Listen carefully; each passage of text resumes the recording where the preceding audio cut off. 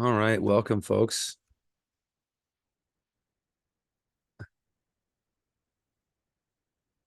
I'm just gonna get a few things going here, and I'm gonna have some intro music today.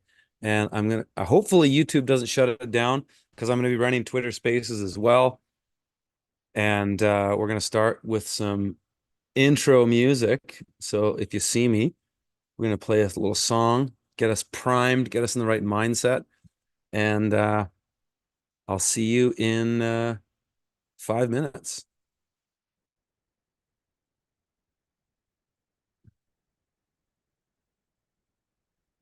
Oops.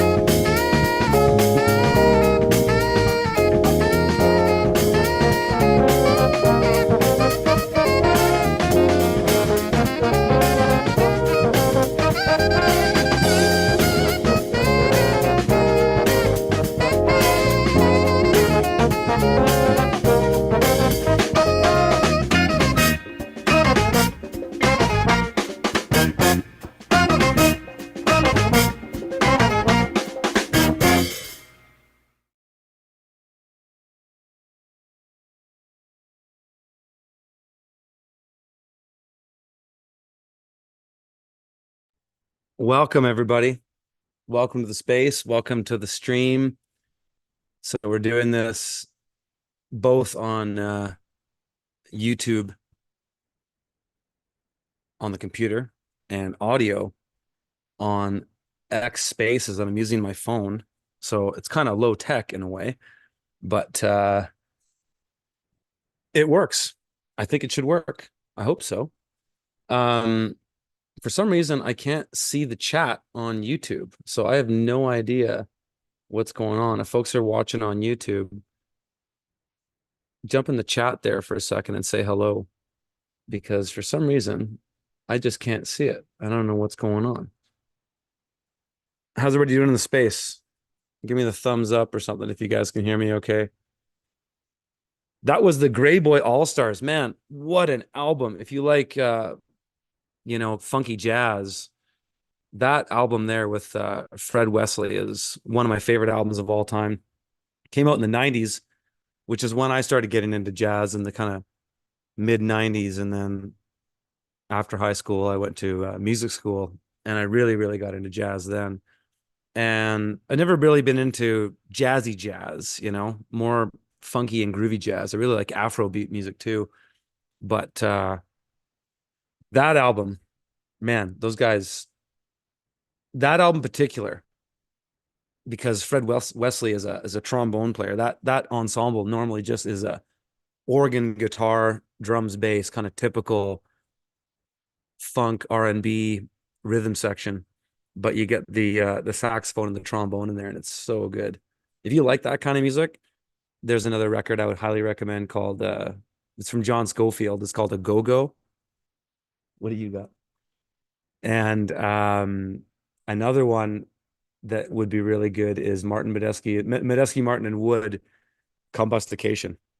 Incredible funk jazz albums that are just so solid, all kind of from that era, the mid 90s. So much good music came out of that time. But yeah, folks, here we are. We're streaming. Folks in the YouTube live stream, give me the thumbs up, because I can't tell if the chat's going. I can't see it, which is weird. Sometimes YouTube does this and it glitches out and I can't see the chat. I don't know why. That's weird. So anyways, it's been a while. What are you kids doing? Okay. My kids are standing there looking at me. They just harvested a bunch of grapes. Haven't done a stream in a while, and I thought I'd just kind of consolidate maybe a lot of things that have been on my mind into this stream. And what's this? Okay. And cover a bunch of stuff, because in the summertime, I'm at least in the summertime, I'm so busy up here. And hopefully that won't continue forever, but it's been 3 years. Okay, my wife texts me and says the chat is happening good. Okay, well, I'll just assume that that's all good, but I can't see it for some reason, so maybe it'll pop back up. But yeah, so busy on this construction project up here that it's really it's hard to do these all the time. And I've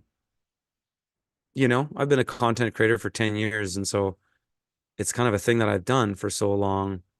But the more I've become a family guy and more of a guy, building a homestead and doing what I'm doing up here on this side of things, the less desire I have to do things like this, to be honest. I guess maybe because I've set myself up so that I can do all this stuff that I'm doing, and I can still pay the bills and pursue my passions and whatnot. But I guess things kind of wax and wane. It has for me. I've done a number of things in my life, but sometimes, well, a lot of times actually, they kind of run 10-year spans. Like I really dedicated 10 years to being a musician, and spending, devoted 10 years to being a career musician. I did almost 10 years as a tree planter. I've been on YouTube for 10 years, and I kind of move. I keep moving. I like to keep things fresh. And yeah, maybe I'll give a little update on the homestead. So I'm going to talk about a lot of things tonight. I got a list. Um, I'm going to show that chemtrail FOIA that I filed, the Freedom of Information. Well, Americans know it as Freedom of Information. In Canada, it's actually called an ATI, an access to information. But I just call it a FOIA for common parlance, if you will. But I'm going to share that.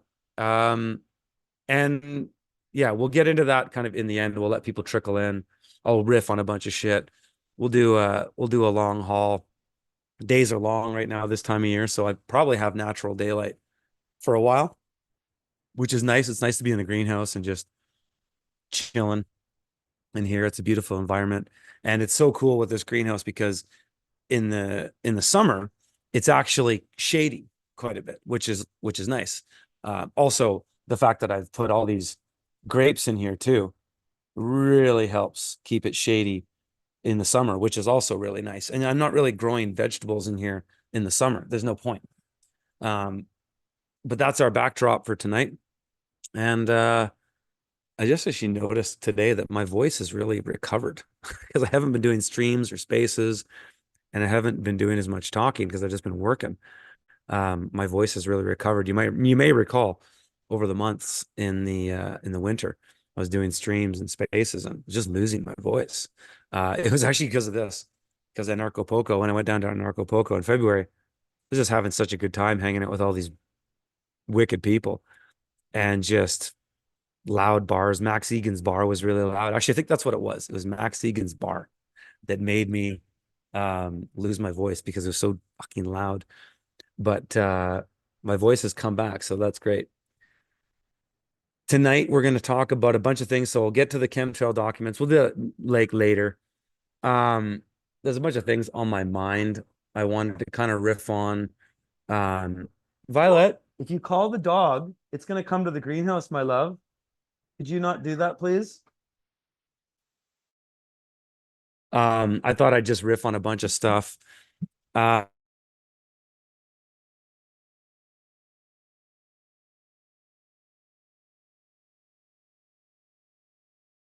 Wall right now, and the house isn't all drywall. It's actually a lot of natural wood as well, but a lot of it's drywall, the ceilings and a bunch of other walls. But that's being done right now, and that's the thing that you can't really do much else when that's going on. So that's happening, and then next we are doing all of our lap siding on the walls. We have some feature walls that are just lap siding, just fir, and and then we'll do the floors, which are also fir. And then we start doing the cabinets and appliances and all that stuff. And so that's kind of where it's at. You guys, you guys can't be in here when I'm streaming. I thought you knew that. Can you guys please go and play in the playground? Please? Otherwise, I'm going to ask your mom to come and get you because she's watching the stream. Thank you, guys. That's homestead life, right? Um, but yeah, the gardens are cranking this year. Finally, after 3 years on the soil, I'm seeing really good results. Healthy crops, very minimal pests. Um, really kind of settled with my forest floor up here, forest floor soil. It was just a rough start, and so now it's really coming into coming into the picture. I put biochar in the soil this year, which was amazing. And so that's gone well. If you've watched any of my videos recently, you've seen some of the updates. We've got that forest area on the homestead, which is amazing. I swim in that pond almost every day. In the summer, it's just unbelievable. You go in that forest, it's almost 20 degrees cooler than it is outside in the sun. It's amazing. So those have been really, really nice features. And yeah, we're kind of cranking along. And yeah, after this year, the bulk of the construction is done on the house. And there's endless projects up here though. So I know I'll be doing this for a while, but that's what's been keeping me busy. Um, and yeah. So we're going to talk about some things that have been on my mind tonight. We're going to get into some gravy for sure. Um, and we're gonna get to those documents, the chemtrail documents, a little bit later, because it'll just take me on a whole other tangent. And I thought maybe it would be kind of fun just to riff on some things going on in the world today that have been on my mind, and things that I see coming and stuff like that. And yeah, I want to talk about some public and private stuff, like the public and the private kind of conceptual stuff. I want to talk about the Matrix a little bit. And maybe I'll just start with some of the propaganda of what's going on right now and what I see. Um, I don't feel the need to comment on everything, but I do comment on things from time to time, and that's what I do on Twitter. Um, but a lot's going on. Like, I mean, in the world today, a lot of shit is going on. And it seems to be accumulating to some degree, at least as far as what's presented to us through the whole propaganda apparatus of the New World Order, mainstream media, industrial complex. And it's been kind of fun to watch. There was the Trump thing, the Trump shooting, attempted assassination thing. And I don't know about you guys, and I'm not going to take this position to the grave, because I'd love to be wrong on this one. But to me, that thing looks like a total bullshit staged event, in every respect. It seems to me that Trump has made a deal and they're going to shoo him in. And that's just what it looks like to me, because it's been Orange Man bad for the last 8 years, literally. In the mainstream media, it's been Orange Man bad for 8 years, nonstop. Now it's not Orange Man bad. It's not Orange Man good, but it's not Orange Man bad. And when you see how the media has shifted to, expose certain weak points of course, Biden and Camel Toe, but it's it's obvious to me that they're just going to shoo Trump in. And I think what's going to happen in the US and in Canada, and I'll riff more on the Trump thing and why I think it was all fake. But I think what we're going to see is we're going to see a total mainstream shift back to conservatism, just like we had the era of George W. Bush in the US and Stephen Harper in Canada. There was an era of sort of neoconservatism in the mainstream. And that was followed by the war in Iraq and all the other proxy wars they set up from then on. And Canada just kind of going along to get along as it does. But I think we're going to see that it's going to go back to that. And I think this Trump assassination attempt thing really solidified that for Trump, because now it's like everybody's all in. And so it looks to me like, if you observe his first term in office, it was Orange Man bad the whole time. He had nothing but resistance. But we all kind of saw throughout his term where his true colors were. He just didn't do the things that he said he was going to do. He put more people into the swamp. He did more special interest favors, getting people into positions of power. And I don't even really there's tons of other guys you can follow that get into that shit. I don't really care. I just take my perspective for what it's worth on a really macro level. But it seems to me like he did a deal with them, and then they just pulled everything back, because after that assassination attempt, all of it, the endless trials and all the endless hammering, the anti-Trump narrative just kind of disappeared. And I think that's because he's going to win, and they're going to let him win, and he's going to fill his boots. And that's what most politicians are doing right now. I think that's what a lot of people in the state are doing right now, is they're filling their boots because they know this whole thing's coming down. I'm trying to move to a better place where I'm not in the sun so much. There we go. And so they all know this thing's coming down.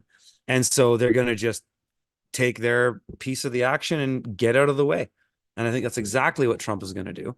And I think in Canada, it's going to be Pierre Poilievre, though he doesn't really espouse the views of probably the fringe minority, call it, but it's enough to get the sort of people in the medium on board to that side of things. And it'll go conservative for a while, but that's just going to fuel the discontent with the civil unrest that's brewing. Not to mention all the psychological operations they're running right now to encourage that. That's all just seeming to be moving along. So Trump having a victory and Pierre Poilievre in Canada having a victory and a bunch of other European countries are going to be going along this direction as well. It's actually not going to make a difference because none of them are talking about completely shutting down the border.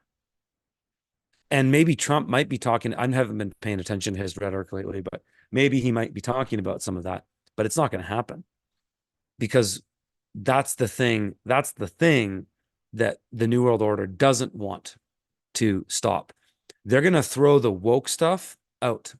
That's going to be the fall guy.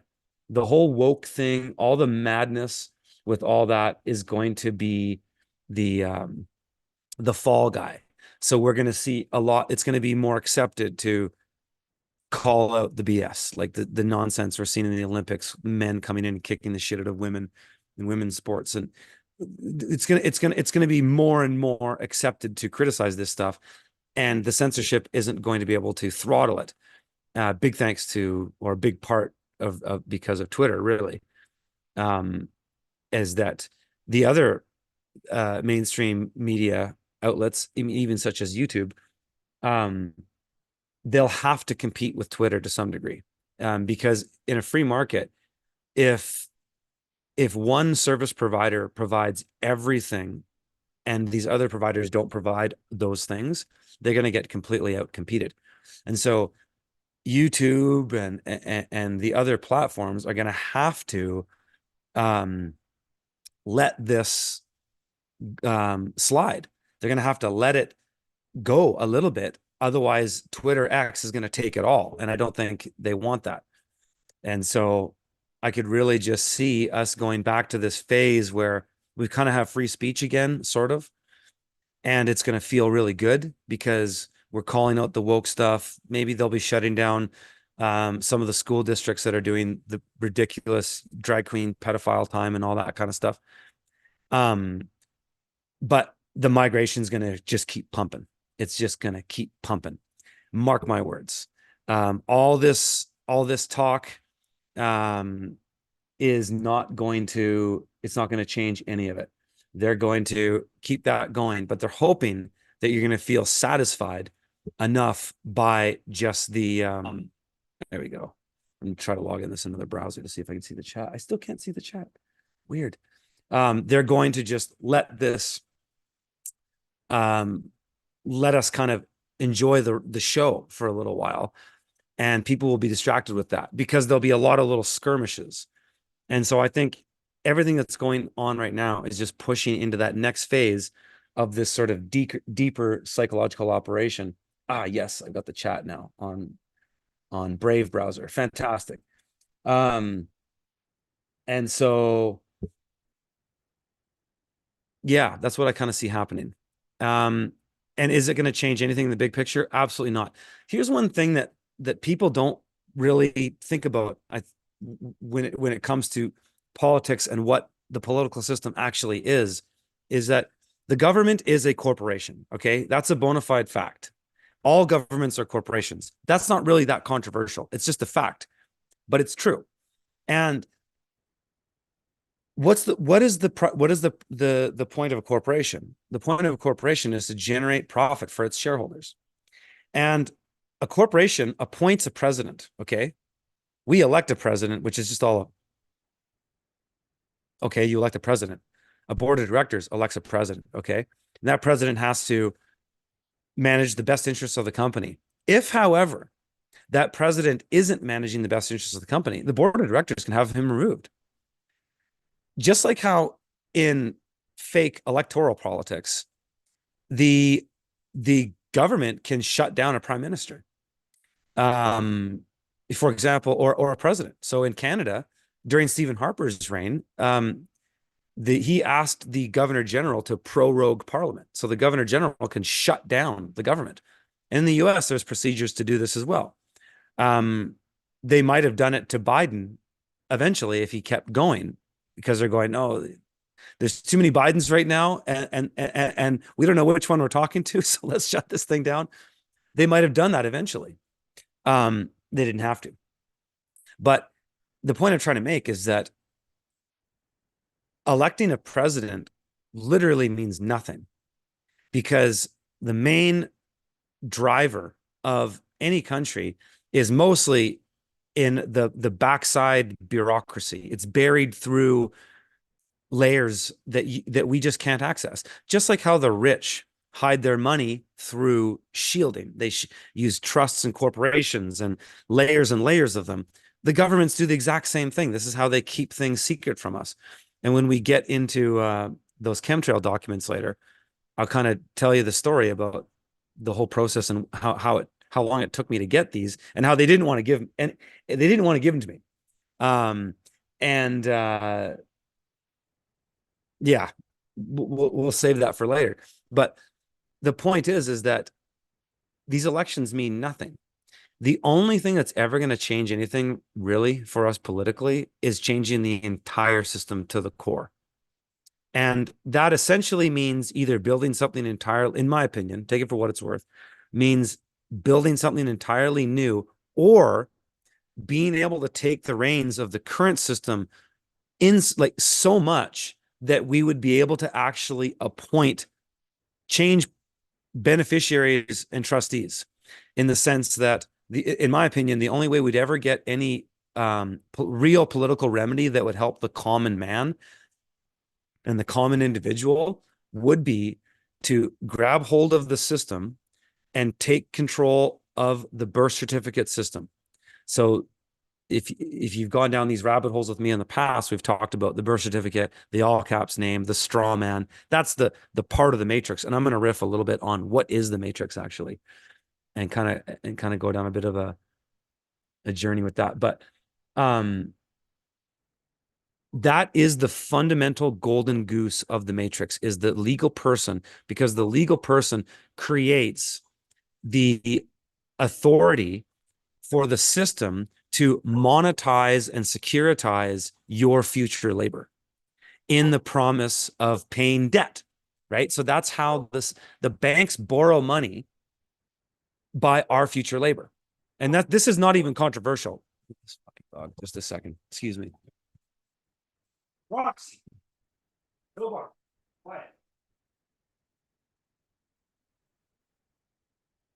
That's life on the homestead, folks. All kinds of noises. Fortunately, not traffic noises or sounds of junkies vomiting in the streets. But the whole system is based on that golden goose, and it's all endorsed by your signature. But if we could ever get a hold of that trust and appoint the trustees and agents to the trustees as beneficiaries, we could essentially, in my opinion, utilize the commercial system as it is, the matrix, if you will. But no president or prime minister will ever talk about that. Why that is, I'm not exactly sure. Is it because they don't know about it exactly? Or is it because maybe the ones that do realize that that's the golden goose, and without that, there's no gravy train for them? Maybe. I don't know. I'm speculating. But so that's kind of how I see that we could change the system if we wanted to. But I just think that's most likely not going to happen at all. Hey, buddy. Okay, Tobe. And so for me, putting any amount of energy into politics is just a complete waste of time, in my opinion. And so I would rather focus on building my own arc, right? And I've done a video about that, build your arc. And that's what I encourage people to do. And that's what I'm doing. That's what I'm helping people do. And yeah, that's where I want to be, is resilient and anti-fragile as I possibly can be for what's coming, because the writing is on the wall to me. The Anglo-American establishment, the New World Order, they are going to push this whole thing as far as they can, because there's no turning back now. Ever since COVID, there's no turning back. They're going for broke, and they got to go the whole way. And that's what they're going to do. So I've actually been traveling a lot this spring and summer. I been teaching these law workshops, and I just do them in private, and you can only really go to them or know about them if you know somebody who has, or you follow me on Telegram or something, but it's all word of mouth. But I've been traveling a lot, and I've been all over the country. And I've been in Edmonton, I've been in Calgary, I've been in Saskatoon, I've been in Toronto, and Toronto a couple times. And man, does this country ever look different? Holy shit. I can't, it blows my mind how um how different Canada looks right now. I remember when I was up in Edmonton in was in April, and I got out of the airplane, and I'm kidding you, I'm not kidding you. As soon as I got out, I thought I was like, did the plane land somewhere else? Like, am I in India right now? Because I didn't see a single white person working at the airport. Like, I'm not kidding you. It was mostly East Indians and maybe some Filipinos. And I was just like, holy crap. And then, getting on the highway, I had a long drive, did this wicked event in Lloydminster. And I was just kind of, okay, that was something. Then I go to Saskatoon, same thing. Go to Calgary, same thing. Go to Toronto. Oh my goodness. I mean, I've been going to Toronto my entire adult life. And when I lived in Montreal, I spent a ton of time there. I have family there. Most of my family's from there, actually. I have still tons of friends there. And well, not tons anymore, but some friends. And went and hung out with an old buddy, lives right downtown, or Kensington Market area, which has always been kind of like Haitian and Jamaican and stuff. Um, and that's all cool. That's what makes these neighborhoods interesting, right? That's what I find in cities. That's one thing I like about cities, is I like that multiculturalism in a way. This area is over here. This area is over here. Hey, there's nothing wrong with that. Makes sense. People conglomerate in areas where they can be around people that look like them, and that's totally human nature, and that's totally fine. But we walked around kind of greater downtown, well, Queen West area. We're walking, past the old Much Music building, we're in the Spadina, Dundas area. And we walked around for hours. I was hanging out with this old friend. I had a half a day to kill in Toronto, basically. And my uncle didn't want to hang out with me because he keeps taking the shots and he's got COVID again. So he didn't want to hang out. And that was fine. So I went and hung out with my old buddy instead.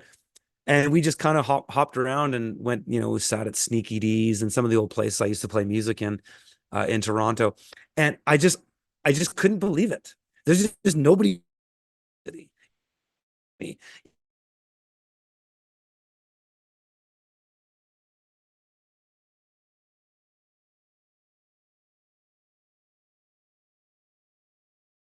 This Irish pub. I forget exactly where it was. It was not too far off that Queen West area. And we're in the pub, and we're the only white patrons there. And the only two other white people are the servers, because it's an Irish pub. So you'd at least expect that. But everybody was from mostly India. Like, it's insane. And I got to talking to a number of people that live in the area there, and they're all saying the same thing. People are saying there's 10,000 migrants coming through Pearson Airport a week right now in Canada. So it's madness. It's like, how is that at all sustainable? It's not. But that's the point, because what they're doing is called Cloward and Piven. And I've been talking about this for years, and I'm not the only one that talks about this. Um, but what they're doing is they're completely overwhelming our system with the need with the demand for government services. And they're making it so, they're overwhelming it so much that it's going to burst at the seams, that the system will not be able to manage all the dependence that the system is going to need. And so that's the point. That's the real New World Order agenda here. You can, yeah, the woke stuff was all part of it too. And it got us here. But now we're going to go right wing, and you're going to watch all these right wingers go woke. Okay. And we kind of saw a little bit of it during the October 7th thing, when there was that great divide, when that thing happened in Israel, and all of a sudden all the conservatives are divided, right? And all the liberals are divided too. Every time something that happens in Israel divides everybody politically. And obviously, that, in my opinion, that's the point. But we're going to watch people get woke, because the thing is, woke means more than you think it does. And my interpretation of woke isn't just you believe in, you know, drag queen story hour for kids, and wearing 2 cloth masks protects you from COVID. You know, like the maddening things that people believe today. You know, there's infinite amount of genders. You know, the victim hierarchy, all that stuff. That's what we normally consider woke. But I would include in that woke really means being able to come to one conclusion, but then apply no logical consistency to that conclusion. So case in point, a lot of the mainstream conservative, well, they're mainstream now, alternative mainstream conservative figures. I'm particularly thinking of folks like, you know, Ben Shapiro, Dennis Prager, Dave Rubin, Jordan Peterson, unfortunately. A lot of these guys, they have been the biggest opposition to woke in the main description when it comes to trans issues, and, you know, the hierarchy of victimology and all that kind of stuff, what have you, white privilege, feminism, modern feminism, even environmentalism. They all had that dialed, and that criticism of that dialed. But when the Israel thing happened, it was like, hey, you know, Dennis Prager and Ben Shapiro are sitting there saying, woke is the most insane cult religion, and if you follow it, you're nuts. Oh, but wait, we're going to get woke on our identity, because our identity is the only one that you can have identity politics with. So you can't play identity politics with anything else. But when it comes to issues regarding Judaism and that religion and that group of people, oh, now we're going to play victimology. Now we're going to do all that. Now we're going to go into this hierarchy of victims. But if it's about trans and gay and anything else, no, that's retarded. That's woke. Blah blah blah. But now on this Israel issue, now we're all woke. And ironically, we also witnessed a lot of those groups of people do that same thing during the COVID show, right? Ben Shapiro, and even unfortunately Jordan Peterson, who I, you know, supported for many years, all of a sudden get woke on this thing. And it's like, dude, what the hell? And so they, in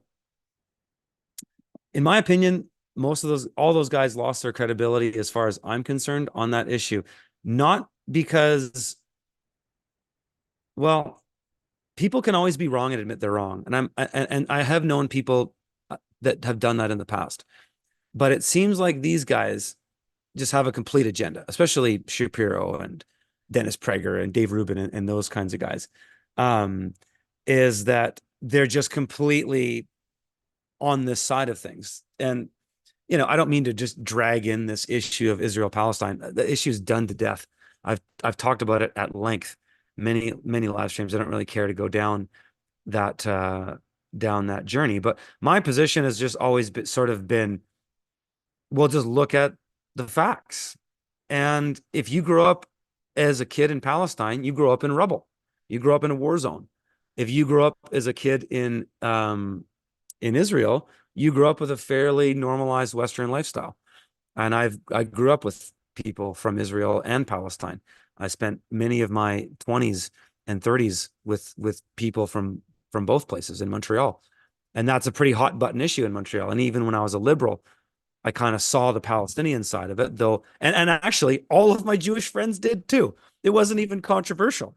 With Montreal liberals. Um, there's very few that don't, recognize Palestine and whatnot. But anyways, that issue was a wedge issue, and to me, it looked like it was just put there to intentionally divide people and just keep you confused. Because what the New World Order wants with you is they want you just chasing your tail, essentially. What's that, my love? No, I'm not, my love. Yeah, I just started, sweetie. Is what they do is they want you just chasing your tail. And however, I think prior to just this year, they would have liked it or preferred it if you were chasing your tail with woke issues and getting woke and being liberal. Um, but now I think they're just going, you know what? Whatever we got to do to make them chase their tail, let's do it. Whether it's conservatives or liberalism, who cares? They want conservatism again. Let's give them conservatism again. Um, but going back to some of these guys, was during the COVID show, guys like Ben Shapiro, I mean, just completely showed his hand on who he is. And he's just a complete establishment shill. I think he's a Mossad agent, personally. I think he's a handler. I mean, when you saw that whole thing go down, and then Elon Musk goes to Israel and is wearing the yarmulke and doing it's just, how the hell do they get these guys to do this? That's what I'm wondering. And why the hell do they do it? Well, that's a good question. And that's a question that probably a lot of people spend their lives trying to answer. And I certainly did, at one point, chase that rabbit hole forever, go into the Holocaust and all that stuff and go down that rabbit hole. It's an interesting one. It's dark. Um, it's also kind of scary because that issue is so coveted and so protected that, and again, another contradiction for our friends that criticize woke is that they criticize cancel culture, but then anybody that went against their narrative, they like adamantly went to try to cancel, right? Ben Shapiro in particular, right? With the whole Candace Owen things and everything. So it's like you can be woke, but just not woke over here. So it's completely ridiculous. And so now the right is woke. And so now what we're going to see is we're going to see woke has expanded beyond just politics, because we also saw this during the COVID show, in that you had some conservative friends that were wearing masks the whole time, and there still are some. I saw I see pictures at like libertarian conferences every now and then, and I see people wearing masks. So it's not like the COVIDiots they're not only in the liberal space, they're probably mostly, but they also do exist in the very mainstream, straightforward, cookie cutter conservative movement. They're kind of liberal too. And they also kind of believe in climate change and toe the line with these types of narratives as well. But we saw during the COVID show, these guys get woke again, right? And Peterson told people to take the shot. Shapiro told people to take the shot. A lot of fairly mainstream conservative figures went along with to get along, because that's what they do, because they're really only interested in their career. Either that or they're in the club to some degree. And I think mostly it's career driven. I don't necessarily think Jordan Peterson is in the meetings at the Bilderberg group. I think he's compartmentalized, and they said to him, look, we're happy to just give you a gravy train of a career. Just don't talk about Israel. And if you do, talk about it from this position. And he probably said, fine, I don't care. I can talk about all this other stuff. What do I care about this one issue? Right. Because people at the end of the day are probably more motivated by their own pocketbook and their own career than being right. And I don't know, I guess that's what it is. But yeah, that's what we're going to see. Is we're going to see now a lot of conservative people get woke. And frankly, I find people that are so diehard Trump are kind of woke, because how can you not look at a lot of the other shit that he did and go, wait a second? And I'm not talking about the stuff the mainstream media talks about. None of that shit. That's all garbage. I get it. I get most of what the mainstream media has said about Trump has been BS. Okay. Um, but the guy appointed so many people to the swamp. He made all these promises, didn't keep them. You know, he didn't drain the swamp. He didn't throw Hillary Clinton in jail. He didn't shut down much of anything. He didn't change anything. Yeah, there wasn't any new big wars coming, and maybe Trump will change that, and maybe in a way that's a good thing. You know, some of my friends who are more on the biblical side of things than I am, insofar as in that they're far more educated on the Bible, and drawing correlations to today and verses in the Bible and such, say that maybe Trump is like that saying in the Bible that I forget what it is that your solution won't always just come from God alone. Your solution might come from another force that might have something else at play to make it complicated, but that force might get you somewhere. So there is that possibility. I wouldn't rule that out. But I think at the end of the day, Trump is a complete bona fide narcissist. And I find, generally speaking, with narcissists of that level, it's really difficult to trust them, because at the end of the day, they completely serve themselves. And I wouldn't be surprised if that's exactly what the deal Trump made. And that's what's going down, is that that's what's happening. I can see the comments now. That's great. My wife chimed in and said that's a castor bean here, by the way. Those are all over Mexico. They're everywhere. But we got one here.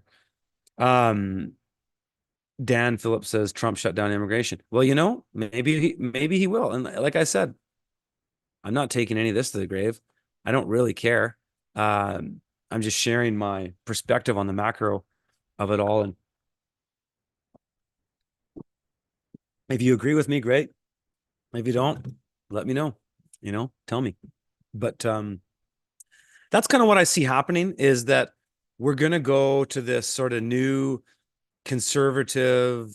It's going to be more accepted to be conservative, but at the same time, the civil unrest is going to keep brewing up, because you can't now just have. So, for example, when it swung conservative after Bill Clinton in the U.S., it was at that time it was Bill Clinton in the US, and it was Paul Martin and Jean Chrétien in Canada. So there was this, and Canada and US politics overlap by 1 year.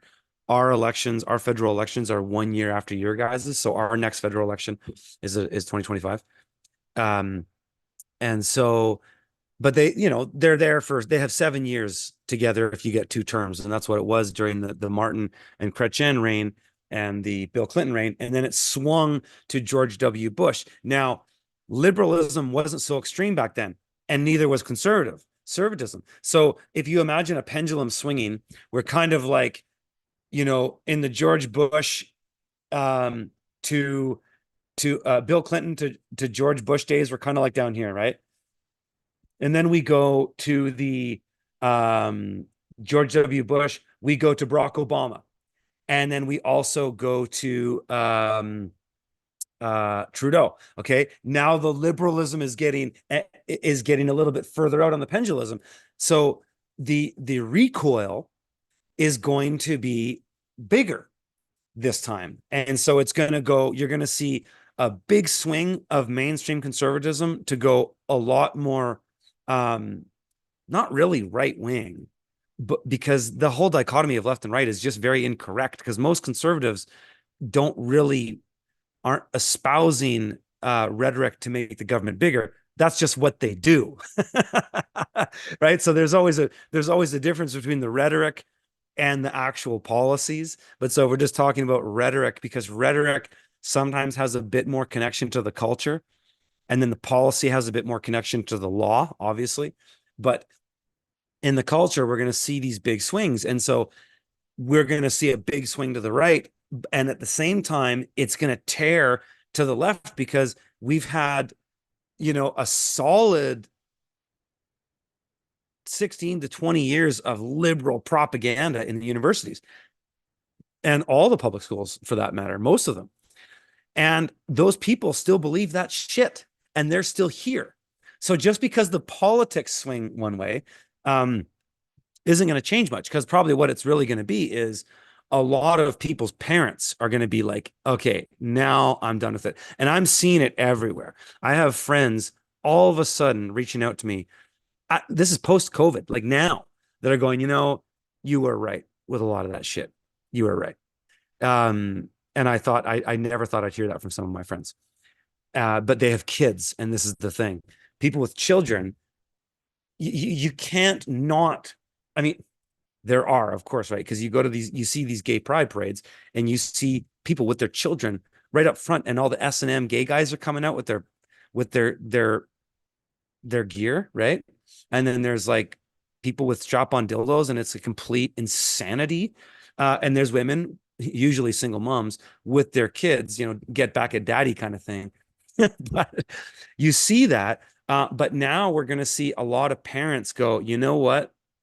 No way. And we're going to see that in Canada. Mark my words. It's going to go hardcore conservative here. It should be Maxime Bernier.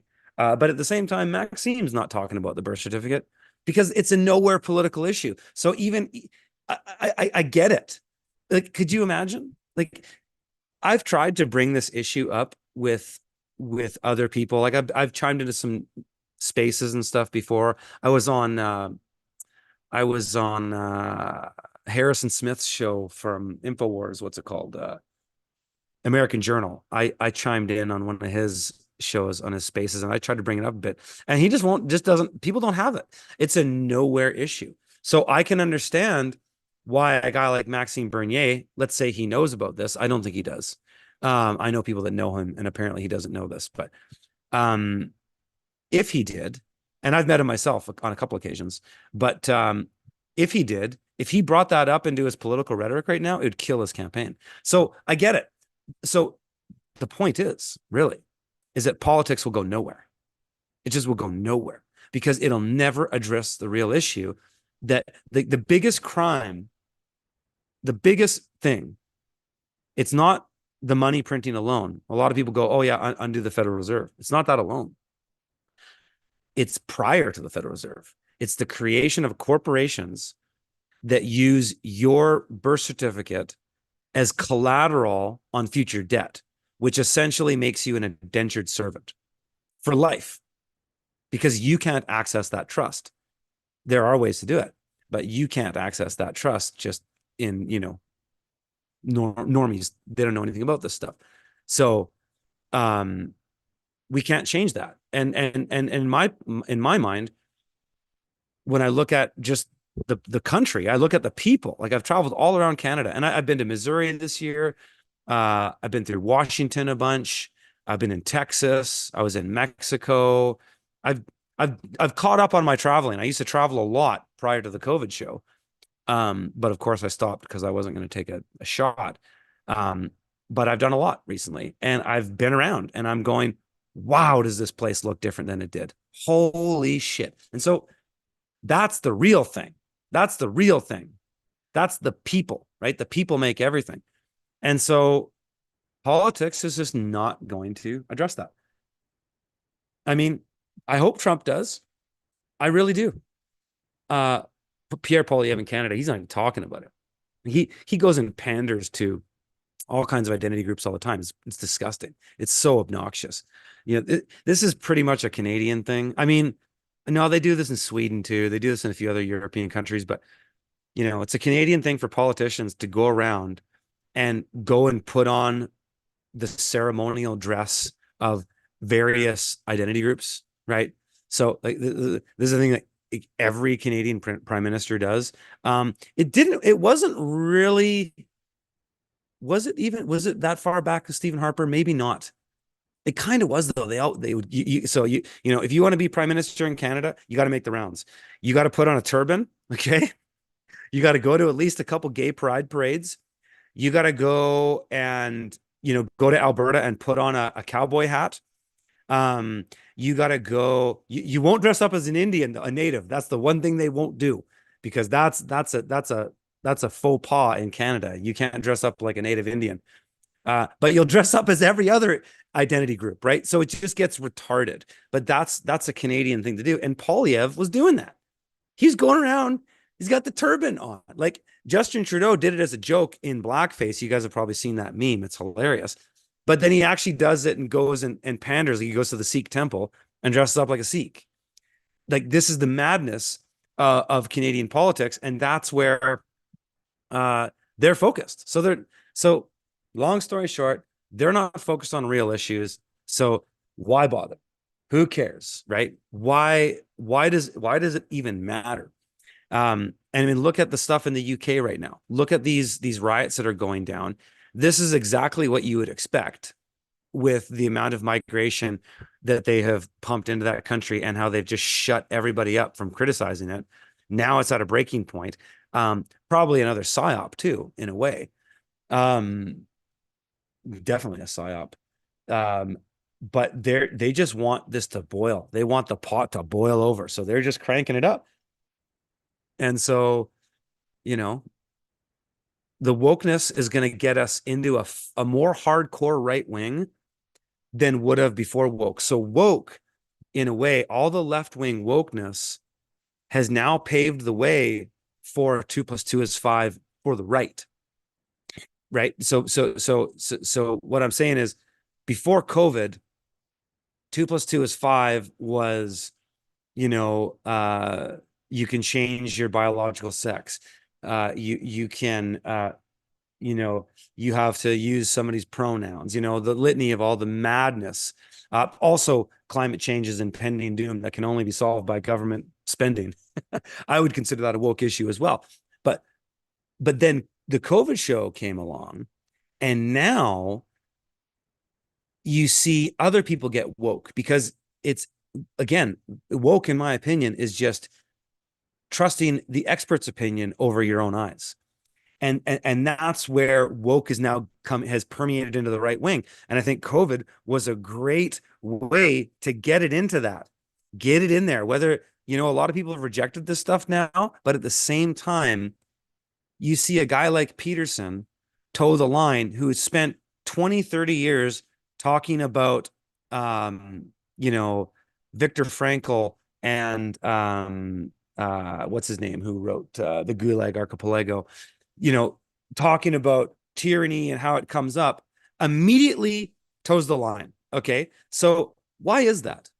How is it that he did that? It's because people are already kind of woke. They just didn't know they were that woke, or they're not that woke, but they're woke in another way. Another woke thing, in my opinion, is a commonly held opinion by probably most people, is that the government can fix anything. In my opinion, that's woke. Why is it woke? Because there's no evidence to show you that that's correct. There's none. Everything government touches, they wreck. Everything. Because all you have to look at is licensing, and like occupational licensing and things like this, is that you already have the freedom to do this thing, be a massage therapist, but then you paid the government a licensing fee for the right to do it. And then they come in and regulate and essentially destroy your industry, just like they're doing in natural health right now in Canada specifically. Governments do this with everything. Everything the government gets into, they wreck. And that's not necessarily, I don't think that's has to be mutually exclusive to government on its own, but it's government in the way that it is now, which is a corporate. What we actually have is complete fascism. Our system is fascism, because what's the definition of fascism? It's when corporations come together with government power. But what if the government's a corporation? You see, the government is a corporation. It's a bona fide fact. All governments are corporations. That's not even controversial.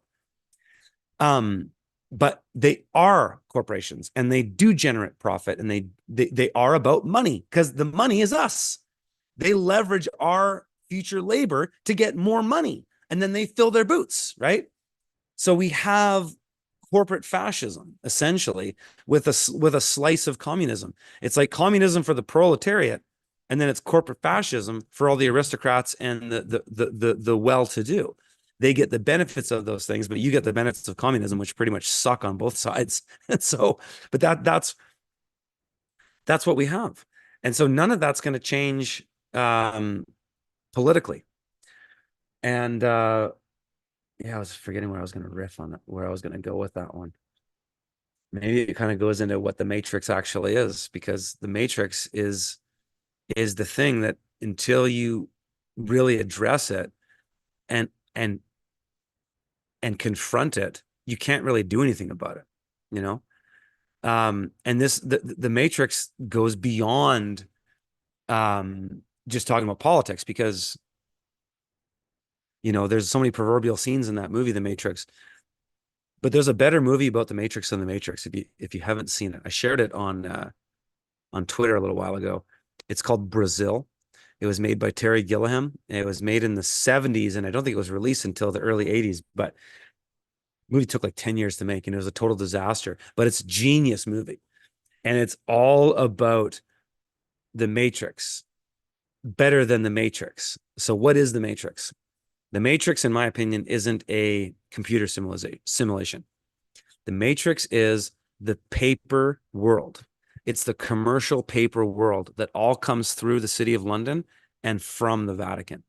And so the Vatican is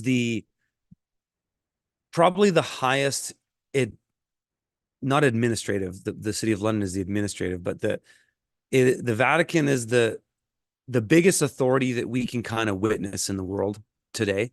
They're above everything. The United Kingdom still pays tithing to the Vatican. And the Vatican and the City of London administer everything. And so if you go back into the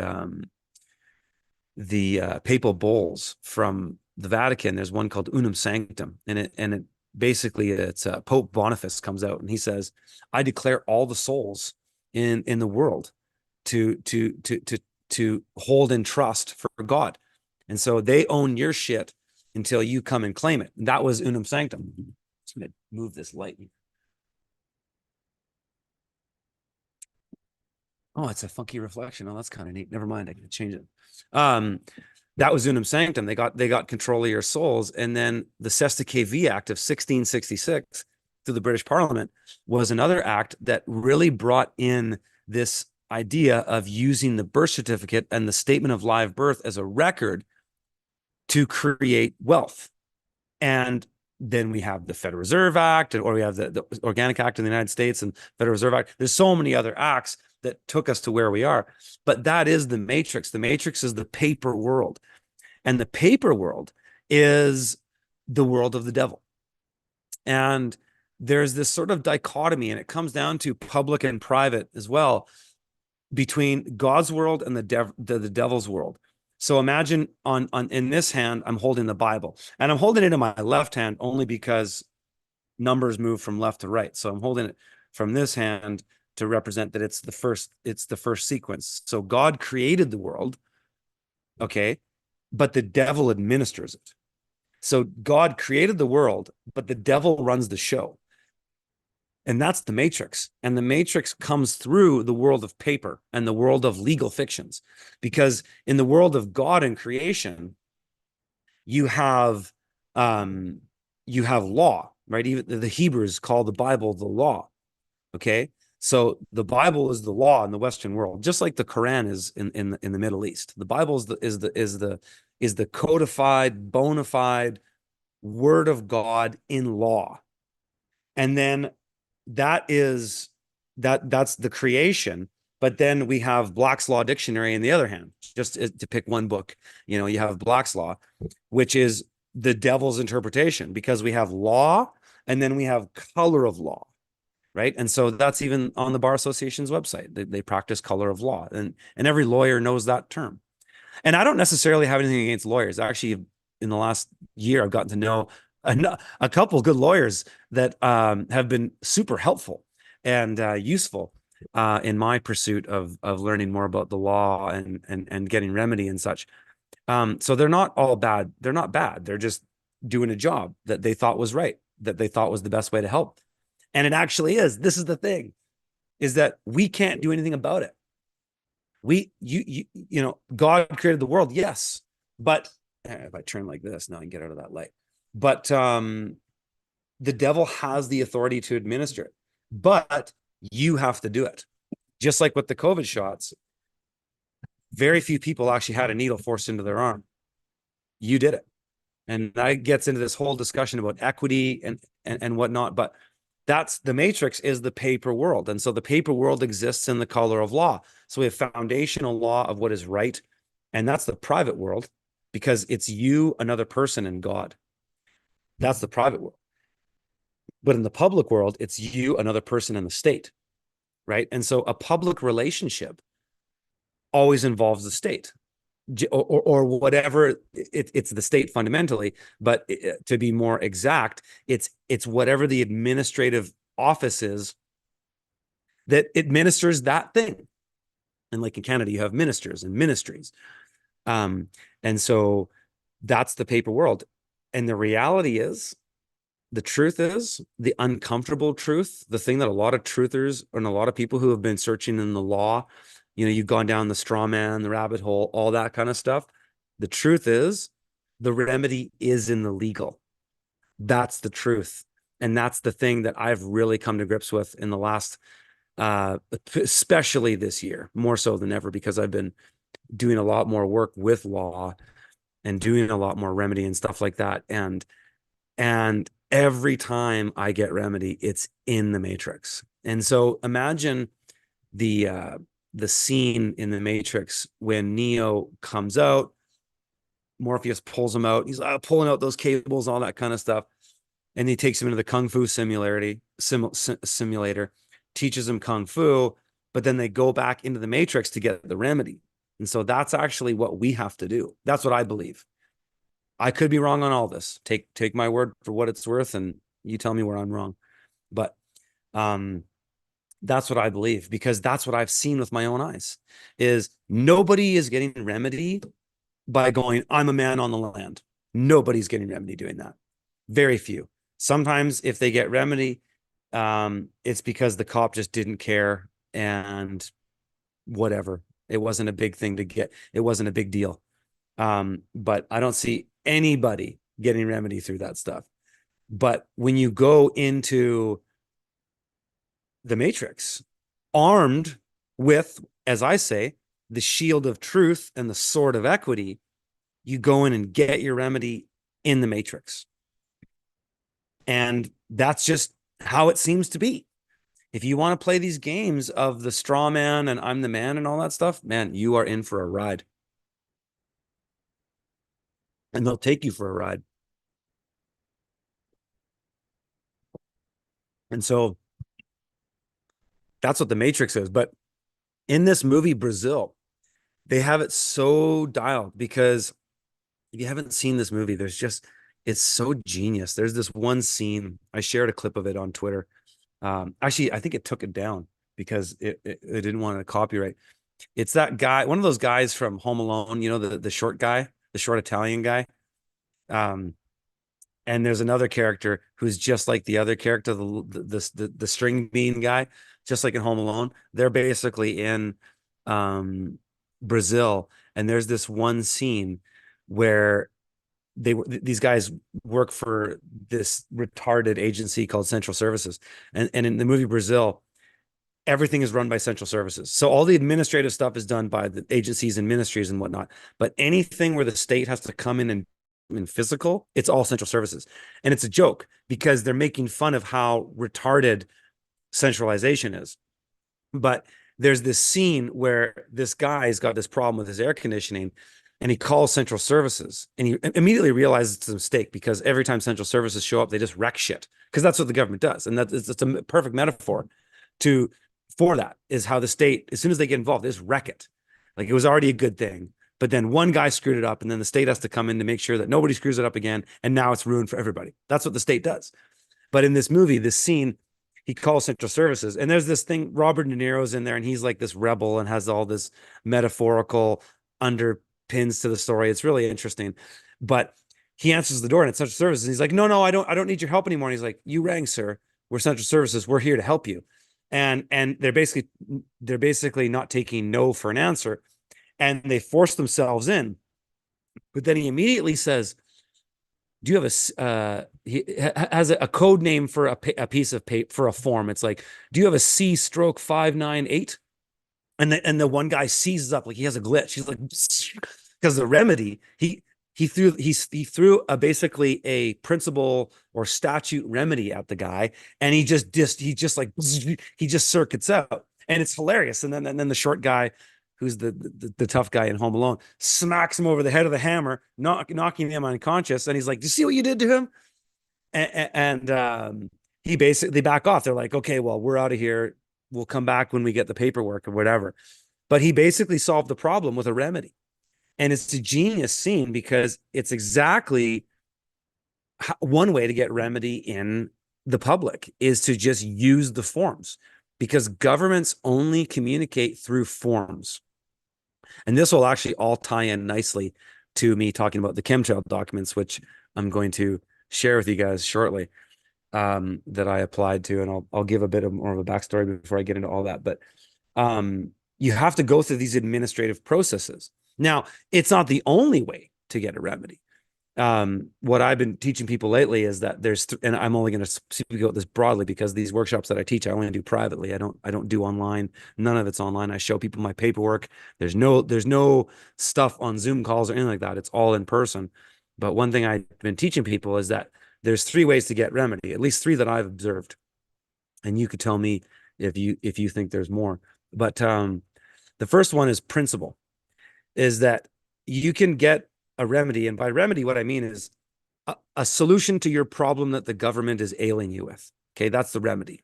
The government created an ailment. Now you need a remedy. Okay. And so the first one is a principle. There might be something on the first page of the letter that doesn't make sense. There's a definition in the statute that doesn't make sense, that contradicts something. There's a loophole. There's an article that says if you're this and you're this and this, it doesn't have to go this way. That is a principled remedy, and that's very, very common. That's a lot of remedies, actually, is just knowing the statutes that they're coming at you with and finding a solution in it. And most people hire lawyers for that, and lawyers can do that. Depends on the kind of lawyers, because a lot of lawyers just don't do that kind of stuff. They don't. That's big stuff going up against the state. And that some of the lawyers I've been getting to know are those kinds of guys. And it's badass, because this is where lawyers can actually be really helpful, is they're really good at doing research. And I actually I had a lawyer reach out to me. I won't say his name, but I did this event in Lloydminster, and I'll get back to my remedies. This is just a little sidebar. I was at this event in Lloydminster's Sean Newman podcast. Unbelievable event. It was like a suit and tie truther event. It was one of the most unique things I've ever been to. And it was in Lloydminster, Alberta, of all places. But unbelievable audience, unbelievable speakers. Sean Newman, class act. Everything was amazing. I was on this panel and I dropped a couple red pills. And I won't say one of them, but I'll tell you 2 of them. I said, look up the Statute Law Revision Act and look up the Statute of Westminster, and then tell me if Canada exists. And anyways, and I told another one. And this lawyer, he did the research. He went into the litigation archives, and he calls me up and he says, "Hey, Curtis, I didn't meet you at the event, but I was there, and I'm an attorney here practicing in this city.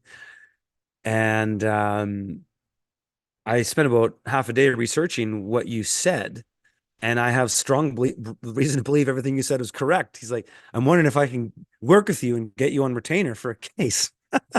And so I said, "Absolutely, I'd love to." So I've been kind of working with this guy ever since.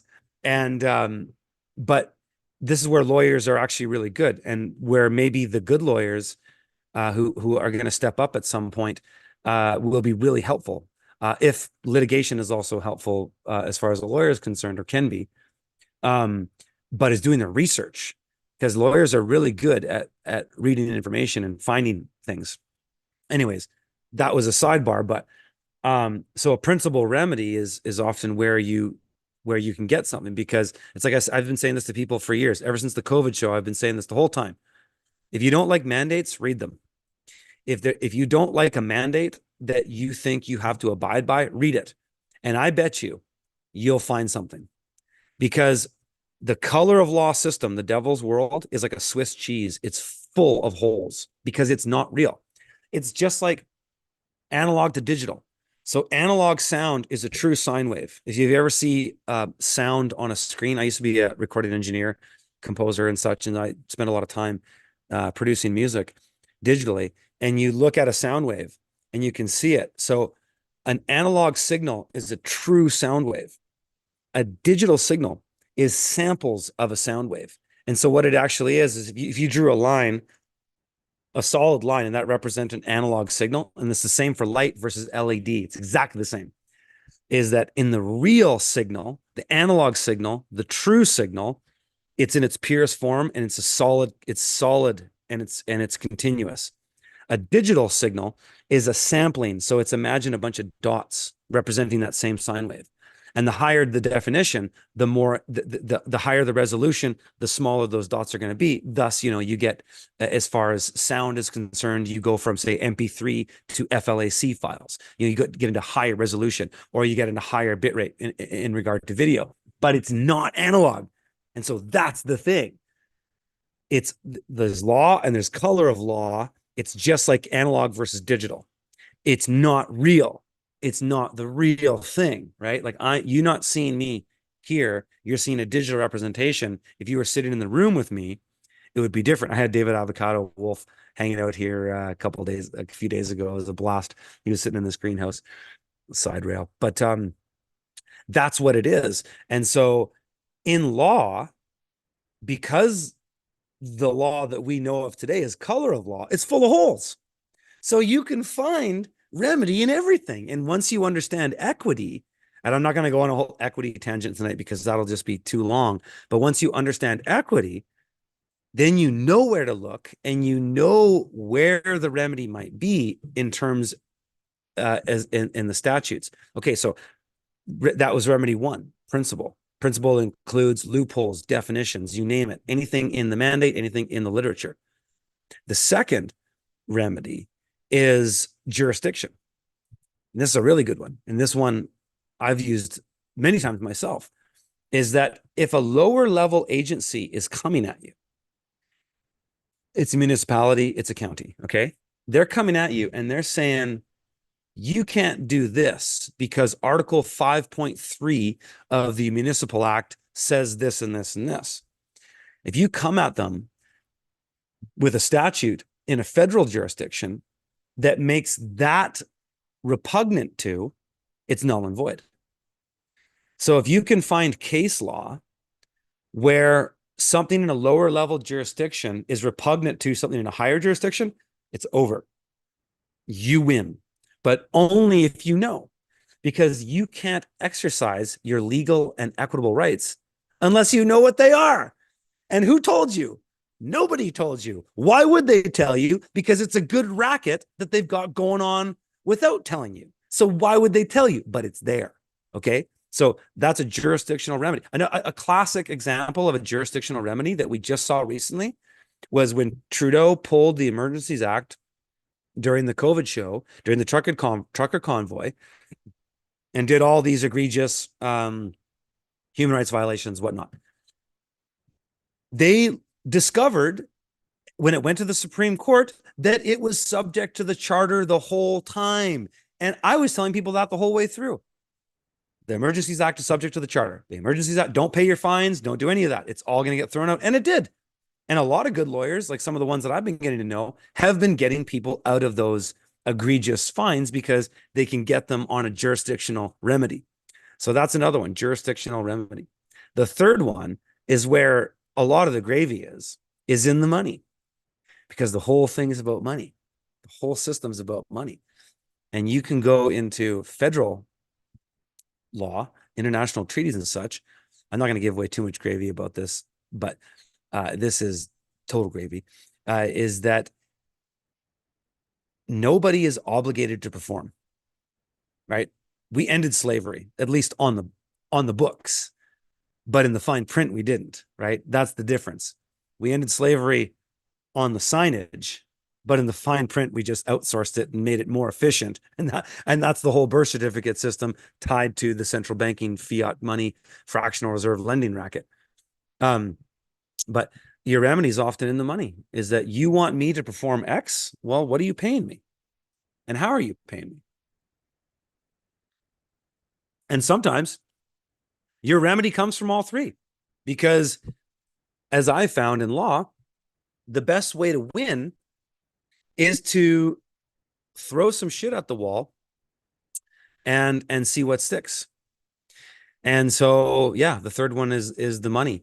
But you know, on a side note regarding remedy in a really broad way, one thing that actually gives me hope about today and where we're going and where we might go is actually from Larry Fink. So you might be familiar. Larry Fink is the CEO of BlackRock.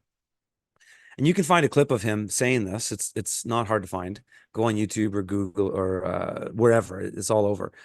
He was sitting on the World Economic Forum, and he says that the way they're going to get ESG and the 17 sustainability goals through is through corporate compliance. So if you believe what I just said about jurisdiction and jurisdictional remedy being one of the remedies that you might pursue, you might hear that and go, wait a second. Here's a dude who represents one of the biggest financial institutions in the world outside of the IMF and the Bank of International Settlements and such, but one of the biggest sort of free market banks, saying that the way they're going to force compliance with ESG and DEI and 17 sustainability goals is through corporate compliance. That's interesting, because when you look at the jurisdictional pyramid, and you probably would learn this in poli-sci 101 in university, is it's a big pyramid, and at the top, as far as jurisdiction and law is concerned, so take for example the Supreme Courts, right? The Supreme Court of Appeals is at the highest, and the Supreme Court. Then there's the BC Court. There's the Provincial Court of Appeals. Then the provincial courts, and then there's the municipal courts, and so on and so forth. Is that everything goes up, and at the lowest jurisdictional level is corporate.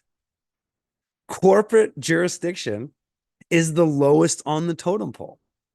So why does that actually give me hope when I hear that? Because I'm sitting here going, as a guy who understands remedy, I'm sitting here going, man, he just threw us a huge bone. He's sitting there telling us that the way they're going to pursue all these policies of the New World Order is through the lowest jurisdictional authority. And where did we see that? We saw that exactly exemplified during the COVID show. Did we not? Wouldn't you agree with me? Give me a hell yes if you agree. Because that's what I saw. I saw governments coming out with mandates, and then the media spinning it in a press release, and they were often two different things. So if I took the word of the corporations that were telling us this shit, I would have accepted a lie. But if I didn't take the word and I went up to at least at the provincial level, like in British Columbia, for example, the mask mandate, remedy was on the first page. It was Article 4. Article 4 gave you the remedy right fucking there. So if I'm worried about, Whole Foods and Coca-Cola and Pfizer enforcing compliance, who fucking cares? Just don't use their products. And so it's actually, if I had hair to pull, I'd be pulling it right now, because I get so frustrated with all these truthers who are always just riffing on how fucked we are and how screwed everything is. And it's all doom and gloom, but they're not actually listening to what one of the biggest mouthpieces of the New World Order is saying. At least they're not registering it. They're not registering it. They might be listening to it, but they're not hearing it. It's like you're listening, but you're not hearing. He is saying they're going to use corporations to enforce the policies of the New World Order. I'm not. This is not verbatim now, right? I'm adding a little bit to it, but they're giving us the remedy. Why? Why would they do that? Is they have to, because God's at play. God's playing the New World Order, I believe. I believe that our path out of this is fucking easier than it's ever been. Because if you understand just the least amount regarding the law, there's no reason why you would think that any of this bullshit that they say you have to do, that you have to do. It doesn't take much. It really doesn't take much. And so I'm quite hopeful, actually, because I'm sitting here living as free as I've ever lived in Canada, of all places, and doing exactly what I want to do with no inhibitions outside of my own limitations to my own resources. I'm doing exactly what I want to do. My wife and I, my family, we're living exactly how we want to live. And everybody's sitting here complaining about how fucked we are. And I'm just going, huh, that's not what I'm experiencing in my life. I'm experiencing the opposite. And so it's kind of this, I get frustrated when I tune into some of the truther stuff out there, and I hear guys like Stu Peters, and I have a hard time listening to him. I don't listen to him, but I have, listened to him here and there. And he's just so angry. And it's just like, it's just, if you listen to that day in and day out, you'd be pissed off. Even Alex Jones, like, nobody talks about this stuff. Why? Is it because they don't know? Like, that's what I can't get. I can't get it.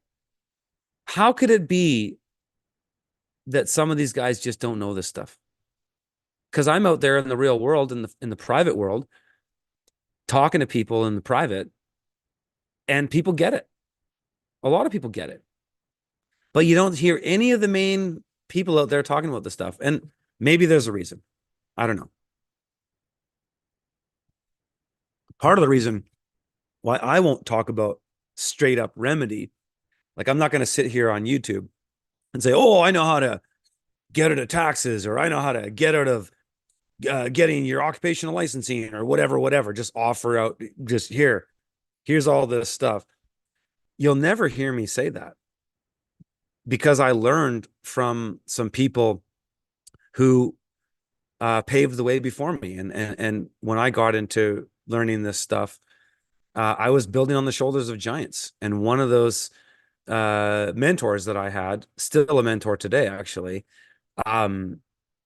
went too far. And you'll hear some guys, they're playing with law stuff, going pretty far. And the furthest place to go, if you're chasing the gravy train of law, the end of the line is the birth certificate and the security and the entire apparatus that's tied to. That is the end of the line. Now, unfortunately, in Canada, we can't do that because Canada is inside the US. And I actually just learned this recently. I won't go on. This is just a little sliver of kernel for you with this stuff, because I've had some revelations in the last few months, meeting some people that really know how to do some shit. And the way for Canada is to go through the US, because our birth certificates with the same QSIP number that are on the same QSIP number on the US birth certificates all go through the Federal Reserve Bank. So that's a little kernel of gravy for you, but that is the end of the line. And so I knew a guy who was able to endorse securities and play that game with these instruments. And that's the one thing that if you do that, the state's really going to pay attention. They don't really care about other little things, but the golden goose is the security, because the actual golden goose is your signature. The endorsement is the golden goose. Because our entire system is based on consent, and that's God's law. And the devil's law is still bound by God's law. And so they need your consent. That's why they get you to sign off on everything. That's the whole world of paper. That's the paper world, is in that whole system. And so if you go that far, you might get a talking to. And so I don't touch that shit. I'm not going near the birth certificate. I don't care because I just kind of think about things as far as like, if you can remove the weakest links to the things that are slowing down your productivity in your life, that's good enough for me for the most part. Though I am tempted to go the whole way, and maybe I will someday, but that's the matrix, man. It's the golden goose is the signature and the endorsement, and that's the end of the line. And yeah, the thing with Canada that I found out really recently is that, and I'm talking that I really put this together a couple months ago. Um, Getting to know some people in the States who have really gone the haul, the long haul, all the way to the birth certificate, all the way to the security. Um, is that the guys that were trying this in Canada never went all the way because we can't, because we have to do it to the US, because Canada is inside the US legally. That, the Securities Exchange, it's Canada's on the Securities Exchange Commission. It's just it's a corporate fiction that's managed on Pennsylvania Avenue. And fundamentally, our entire system goes through there. And even from the US, it'll go to the City of London from there. And it's all connected through that administrative thing. And that's kind of where it goes, is like you've heard of the sort of the trinity of power. It's a bit of a cliche for truthers, but it's the Vatican, the City of London, and then Washington, D.C. And what that really looks like is at the top, there's the Vatican, which is the cultural, you could say, spiritual control mechanism, though it's a big satanic organization and whatnot. That's a whole rabbit hole to go down.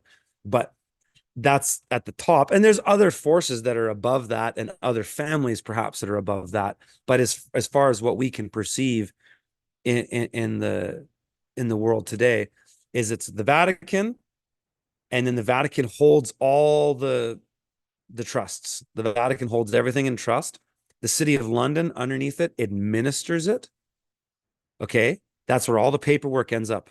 Commercial paper through the City of London. Everything ends up to the City of London, which is a city state. All these are city states, right? The Vatican, City of London. And then it's enforced by Washington, D.C., which is the military arm of the New World Order, the Anglo-American establishment. And so that's the trinity of power, how it exists in the United States. And the way we get through it is understanding who we are, what we are, and the rules of engagement. And that is the devil's playbook, unfortunately. I wish I could just, when I first got into learning about this shit, I was so obsessed with just the straw man, and then looking at that as the way to get the remedy for everything, is get me out of this legal person, and then I'm not bound by any statutes or codes. But the thing is that I discovered years later is that if you look at international law, and especially the ICCPR, the International Covenant on Civil and Political Rights, there's some articles in there. I think it's Article 1, actually, that gives us complete freedom to choose our political and economic status.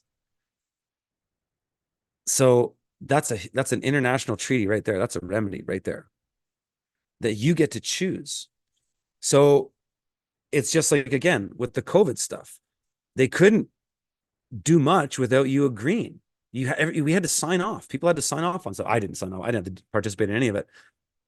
I was up here most of the time, and I wasn't wearing masks, and I wasn't participating with it. I took a bit of a beating verbally from people at times, but I got through it. But I knew that the remedy was there because I was confident, because I read the statute. So I just looked at the devil's playbook, and the devil's playbook is full of holes, because that's what it is. Just like how I said the dichotomy between an analog signal and a digital signal. The digital signal is a false representation. It's a false light. It's the Luciferian light. The real light, the pure source, is true in its form, but the digital copy is fake. And so that's the matrix. When you understand what is real and what is fake, you don't necessarily have to stand there and say, I'm a real man. It's just that now you're guided by that wisdom in a principled level. And then once you start learning equity, then you can actually go in and pull the remedies. Like, I'm often shocked at times when I read legal documents how simple it is. And during the COVID thing, that's when I really started to get at it. Like, I had been doing paperwork and things like that since 2014, but I started doing more in 2016, 2017. But then when COVID started happening, I was like, okay.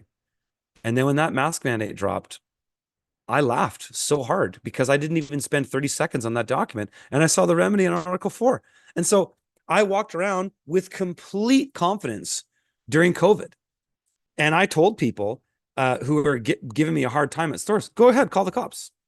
Get that cop down here, get him to write me a ticket, add a few zeros. I don't give a shit. That's going to go to court and it's going to get thrown out because I have the remedy. It's right there. I had it. So they can't do anything. And so that's the confidence that I have and the belief that I have in the system, in the sense that maybe the system isn't all bad, because maybe there's a reason that it has to be that way. Okay. I'm not saying I like the devil's system. I'm not saying that. I would love to be gone with all of that. But maybe there's a purpose for us in the grand scheme of things. Is what is your purpose in this world that we're in? What is your purpose? What are you here to do? What are you here to accomplish? Maybe many of us are here to take this to the next level. And in order to do that, is we need a lesson. And the devil seems to be bringing us a big lesson through the New World Order, of course. When I was hanging out with David Avocado Wolf, he came up. We hung out for a couple of days. It was a blast. The guy's hilarious. He he has one of the best interpretations on Rudolf Steiner that I've heard from anybody, really. I'm not saying he's the only one out there saying this stuff. I don't know if he is. But what I really liked about what he talks about is that, and I'm not a I believe in the Bible, but I'm not like a bona fide Christian. I don't go to church or anything like that. But I recognize the Bible as the word of God, and Jesus Christ is the Son of God, and all that stuff. I recognize all that. But I'm kind of open to hearing different perspectives. And I have got a lot into Rudolf Steiner over the years, especially farming and homeschooling and stuff like that. But one thing Steiner says that David Avocado Wolf brought my attention to was Steiner talked about two devils. And this is a really, really interesting dichotomy, especially when you think about like the way things are going on, is that there's two devils. There's Lucifer, which is the false light, and then there's Archon. And so Lucifer is like the devil on your shoulder that's saying, fuck it, do it tomorrow. Or yeah, just take a little bit more. Just snort another fucking line. Just have sex with another prostitute. Yeah, man, whatever. Just follow whatever, man. Just fucking pursue your own self-interest, man. That's like Lucifer.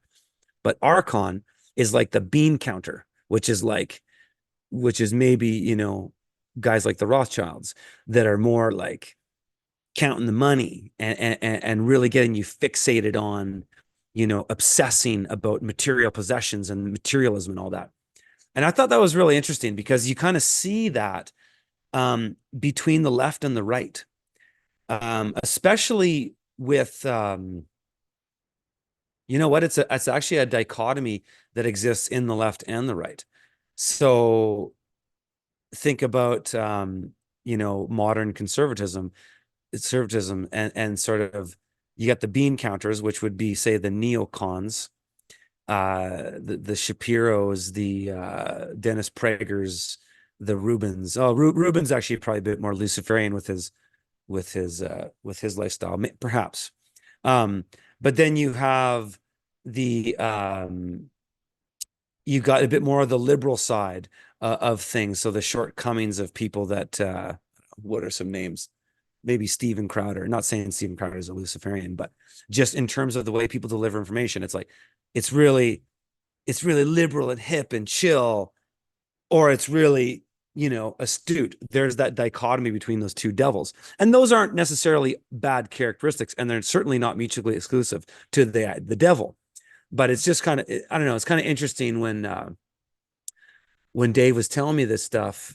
He actually talked a little bit about it at Acapulco, that's where we first connected. And he was talking about Steiner and that, and I found it so interesting because it seems like that's where we're going now. Is the devil that's leading society now is going to go back more to the archon idea. It's been Luciferian with, yeah, man, wait till tomorrow. Thank you, Baron, for correcting me. Aramon, that's right, Aramon. Thank you for that correction. Um, not archon. Um, it's been that. Yeah, man, times are good. Let's wait till tomorrow. No problem. Whereas now, ever since October 7th, there's this new neoconservatism is making a revival, and we're kind of going back to that. And so it's just kind of interesting, these dichotomies. Yeah, Aramon and Lucifer. I got it, guys. I appreciate that.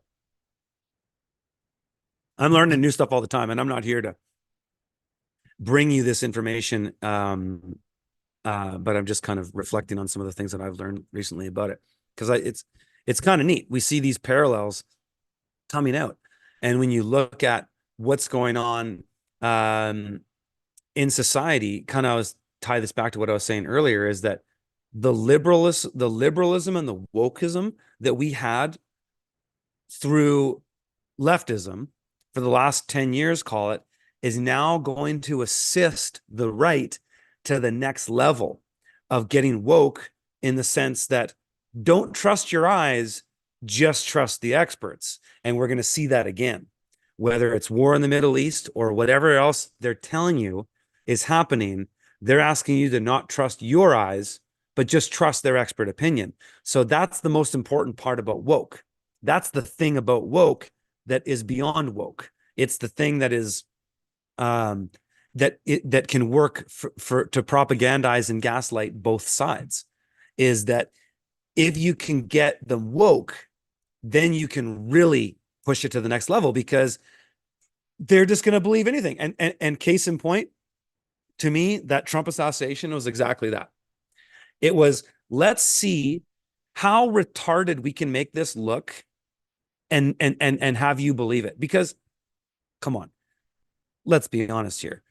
Trump had been on WWF wrestling many times. I'm a kid. I was a teenager in the 90s. He was all in it. Smashing chairs over what was the name, the owner, like getting in there. There's tons of video clips of it. Don't take my word for it. Trump is a showman. He's always been a showman.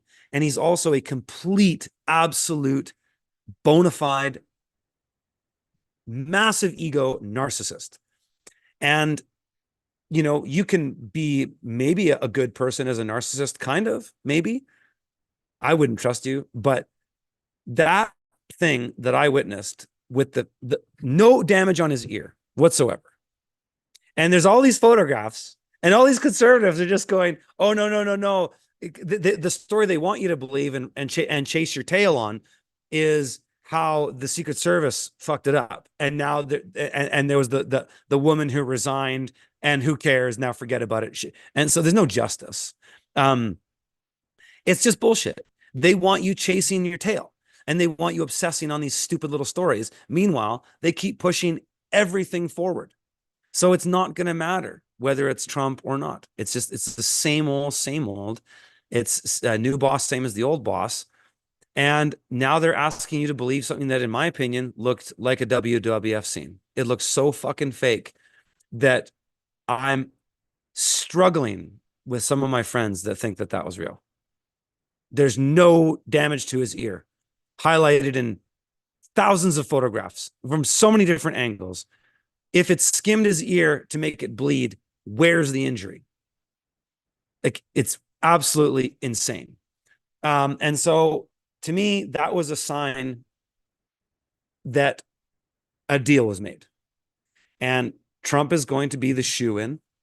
And there'll be all kinds of suspense. Now they're saying, oh, now it actually might be 50-50 camel toe versus Trump. Like, give me a break. Trump is going to be a landslide. It'll be a landslide. As far as landslides go, if you're wondering why I keep itching my hand, I got stung by 10 wasps on this hand the other day, and it's finally just looking like, not like a mitten, but it's been itchy as hell. So excuse me. It's just going to be a total shoe-in, because the New World Order aren't stupid. They're highly intelligent people. who are brought up in psychopathic circles. And they're very, very smart. And you think that you can just outsmart them, you have another thing coming. It's not so easy. This whole thing that leftists always do this is try to criticize their opponents and try to make their opponents look stupid. It doesn't really help you. It's like, if you're going to go up against Conor McGregor in the ring, you better know a thing or two about his tactics, right? But that's what they're going to do. They're going to shoe it in for Trump. And we're going to see all hell break loose, because even if Trump, let's just give him the benefit of the doubt, maybe he's trying to save America. He's inheriting the worst economy ever. He's inheriting so many millions of violent people that have come into this. Not necessarily violent. They're not violent. They're just desperate. Desperate people coming in this country, or in the US. That how the hell is he going to fix it? Even if he does try to like round up the border and just basically mass deportations, can you imagine how fucking nuts the left is going to go when this starts happening? Like, if you thought Orange Man was bad over the last 8 years, wait until this happens. And I believe that they will try to do it, but I think it's all part of the scam. Because at the end of the day, they need people to not wake up the whole way, because there is an awakening, and it's clearly visible, but it's not nearly enough to have a complete wholesale switch of the system, which is what's needed in order for us to get the world that we want. That's what it needs. So I say, fuck it, you're never going to get it. Build it on your own land. Because I can riff on about that shit all night. But maybe I won't. So maybe now I'm gonna talk. Let's just show these documents. Let's fucking do this. Here, maybe I'll look at let's look at some of the chat here a little bit. And if you guys want to get my attention, you can super chat me. But I'll just kind of look through. And maybe we'll take some calls too. How you guys doing in the space? We got 26 people in the space. Oh, Beth Martin's in the house. Hey, Beth. And so yeah, let's take some questions from you guys here real quick. Just look at some of your comments, and then I'm gonna pull out these documents. I'll give a bit of a preamble to it all. Econ says Trump's an actor. That's the thing. What's WWF? World Wrestling Federation. It's called something. It's called WWE now, I think. But when I was a kid in the 90s, it was called WWF. That's how I remember it. Oh, here's an interesting comment from Goldheart Guardian. Christ is the middle way. Yeah, this is Steiner's thing, I think, isn't it? Lucifer, completely material at its core. Ahriman is the physical material left-hand path, and there's the opposer of all, Satan. Interesting. Thanks for sharing that. Will Elon Musk send gravy to Mars? You know what's so crazy about that? Ever since I hung out with Flat Earth Dave, I gotta say, I was hanging out with Flat Earth Dave down in Mexico, and Beth Martins is on the show here, on the space. And I'm not a flat earther because I don't feel the need to jump in a camp, but I see things all the time that just make me go, holy shit. So this is a while ago, and it was maybe a few months ago. It's when the moon was just a sliver, and it was so crazy because it was late in the afternoon when the sun is setting in the west, and I was looking at the moon, and it's the sliver like on the left side, and I'm sitting there going, wait a second, the sun's back there and the moon's here. And so if the sun is there and I could see it, why wouldn't that moon be completely illuminated by that sun? I was like, this doesn't make any sense, because it looks like the sun is coming from the morning side because it's on the east on the moon. So I was like, what the hell? And then even tonight or today, I went into the nearest town to do some errands, and I'm driving up, and I have a Tesla Model X, and I can put it in autopilot, which is sometimes really handy. And it was really handy in this situation because I saw this massive cloud, And it was one of those, if you're ever in an airplane and you see those big clouds, I don't know what they call them, cumulus clouds or whatnot. They're like a tower. They're really vertical and they climb, could be miles high. And it was really beautiful. And this cloud was right behind the sun. So the sun was completely illuminating from the back of this cloud. And the cloud was still, like there was no wind or anything. And I'm driving and I'm mesmerized by it. So I put the car on autopilot so I can just look at it. And I drive past and I could see the light changing as I was passing the cloud, not passing the cloud, but passing the angle from the cloud to the sun, which in my mind said, there's no way that sun is as far as it could, as far as they say it is, because me just moving, say 50 meters could move that much of the light if the light was that far back. How does that make any sense? So I don't know, kind of blew my mind. Yes, sweetie. I know, my love, but I'm doing a stream tonight, and that was the plan. I don't know. Maybe another hour. You made ice cream? You and mom? Wow. You do? Well, you could bring it to me. I'll have it on the stream. Ask mom. Thanks, sweetie. My wife made homemade ice cream. Amazing. Anyways, so that whole thing, regarding Elon Musk, that's where I got on that tangent. Is I don't know what to make of him, and I know what to make of him flying to Mars, but who knows? It doesn't really matter. At the end of the day,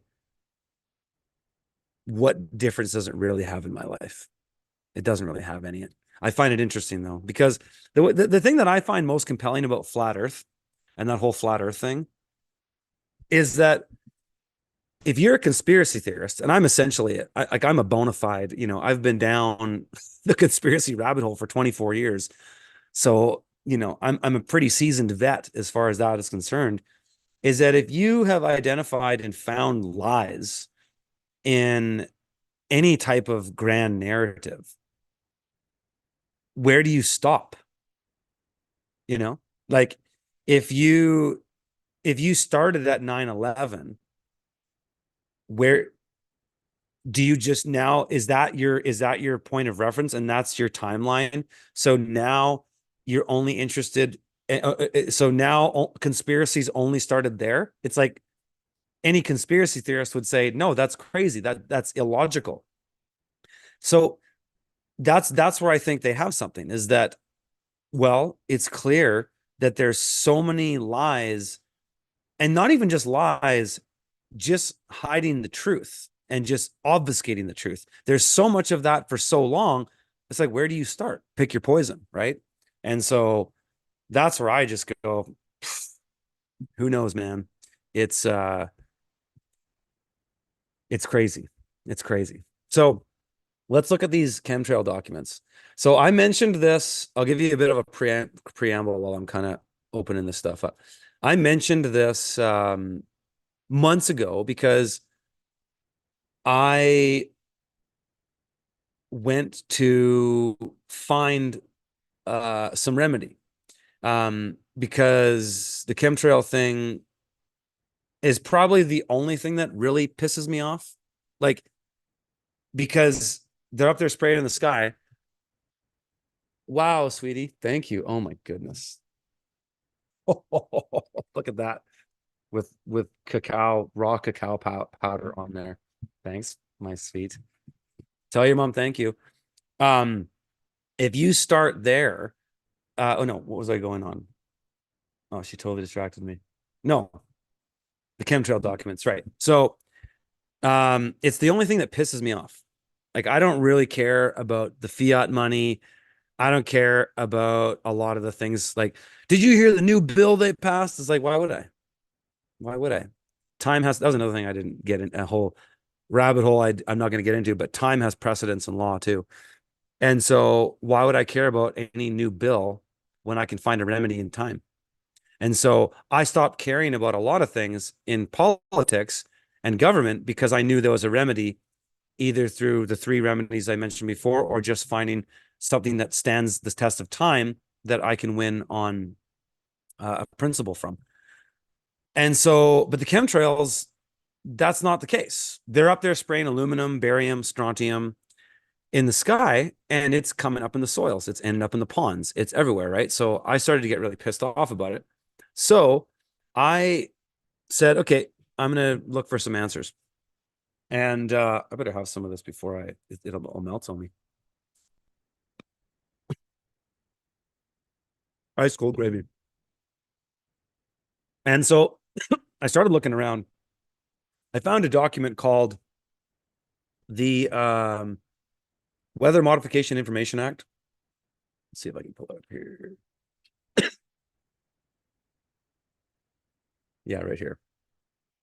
So I found, actually, this is the one that actually gave me the gravy, as far as this is concerned. So I found this document, of course, on the Government of Canada website. This is the Weather Modification Regulations Act, Information Regulations.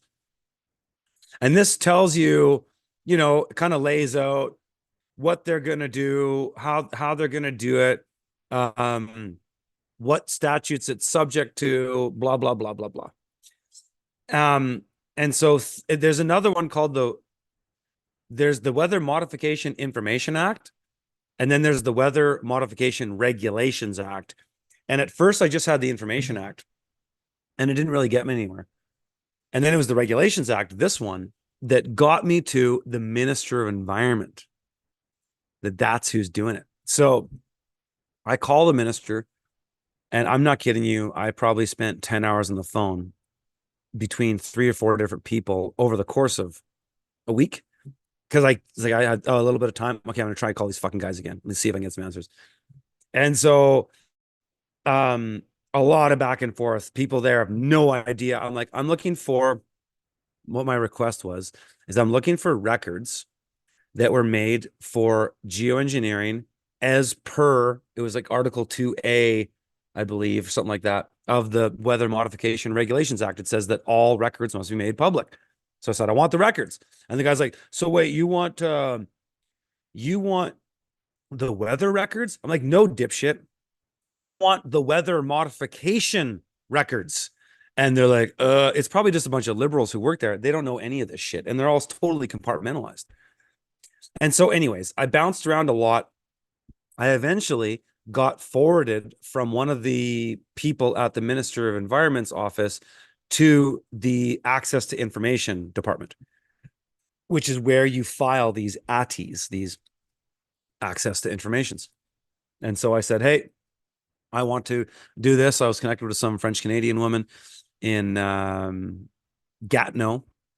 And I'm like, yeah, regarding the Weather Modification Regulations Act, I would like to get all records. And she said, oh, okay, yeah, we can help you with that. Which ones do you want? I just said all of them. And she's like, well, all of them, they go back to 1985. I said, that's fine. I don't care. Give them all of them. She's like, okay, well, we're probably going to have to send you something physical because there's too much, there's too many documents. I said, okay, great. And so it took months. It took months. I had to hound them. She kept kicking the can down the road, just passing me around. This is what they do. And eventually I got it. And so they sent me this document is 5,300 pages long. So let's open it up. I'll show you. And the records go back to 1985. And I'll find a way to make this available to people. And so this is, I guess, the law office that kind of, I don't know, was somehow commissioned involved in this. Up here or something. So this is, 1985. Weather Modification Information Office, Atmospheric Environmental Service, Dufferin Street, Downsville, Ontario. Dear Mr. Porash, our AL3 Weather Modification Research Program in Southern Alberta was operational July 1st, 1985 through July 26th, 1985. And this is, look at this. 3,568 pages. Okay.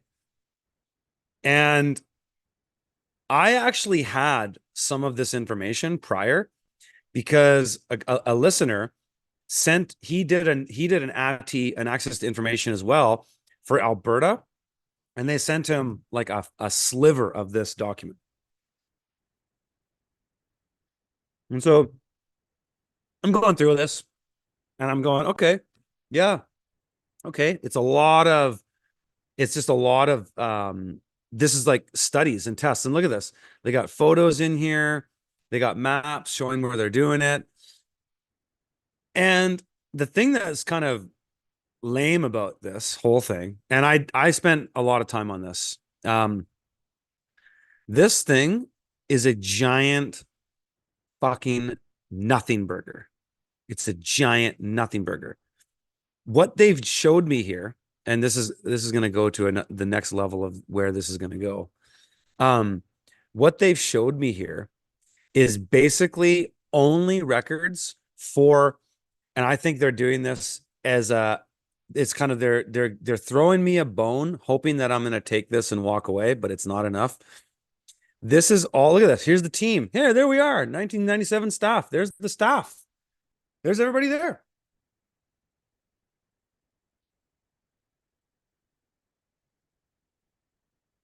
It's all there. Look at this.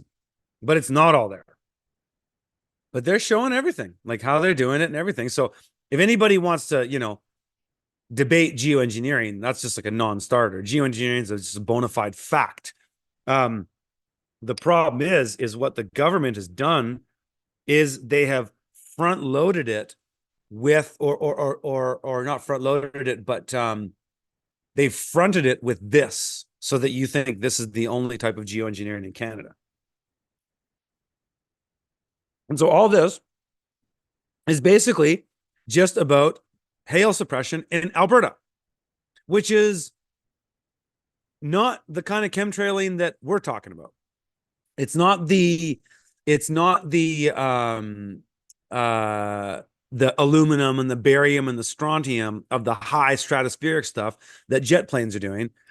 It's stuff where they're using they burn sulfur in the air to accumulate clouds, and they have things that bust clouds. And I wouldn't say it's totally benign, but it's fairly benign that, in a perfect world to say, hey, there's no terrible geoengineering.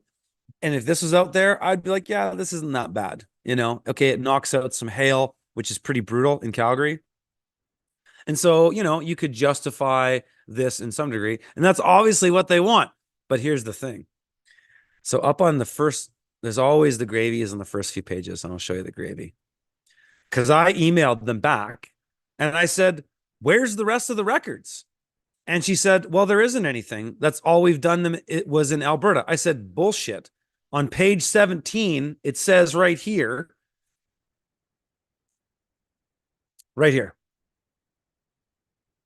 cloud seeding operations for precipitation increase have been conducted by the company in Ontario, Manitoba, Quebec, Saskatchewan, BC in previous years.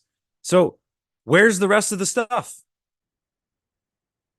It says it's been done. And this is what I said to them. I said, it's been done in all the other provinces. Where are those records? They're not sharing them. And that's the thing. So this whole thing, all these months, was a giant nothing burger. This giant nothing burger. So what's the next step? We sue them. We sue them. We sue them for damages, and we start compiling testimonies, and we start gathering evidence. I think that's the next step. I know guys like Cal Washington are doing a notice of liability, and that's something that can be done on the private side. But I think the advantage, and this is one of my lawyer friends that actually suggested this to me. He said, well, if you sue them through the litigation process, they're going to have to submit the evidence. So it will force them to submit it. So if we want to get the other records, we have to sue them. And so I think what we need to do in Canada, and maybe there's something that international that come out of this too, is that we have to gather a lot of records. We need to have people that are outside documenting, and I have friends that are doing this too. We need a lot of people to do this. That when you see chemtrailing, you're outside, you're filming it, and you're recording what's happening. You're taking notes, and you're even taking soil samples and air samples and water samples, you name it. That we need people all over the country doing that. And then I think what we have to do is have like a big Zoom call, like a national Zoom call, and we'll get somebody to facilitate it or something. This is me coming up my driveway.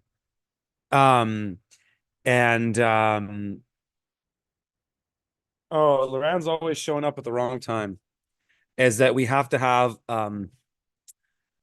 something like that, and we need to start compiling our evidence and going after these fuckers, because I don't know what else is going to change this. Obviously, what I did is a nothing burger. I put a lot of time and effort into the damn thing too, and it's like they're laughing at me. They're sitting here laughing like, yeah, this will make you go away. Oh, this is all we have. Bullshit. It's not all you have. Your own document says it's not. So that's been that's basically that. There's I don't know. I could go on it a bit longer. Maybe we'll take some calls here, but you know what I'm going to do right now is I'm going to step away and tell my neighbor that I can't hang out right now. He's showing up on his dirt bike. So give me a few moments and I'll be right back.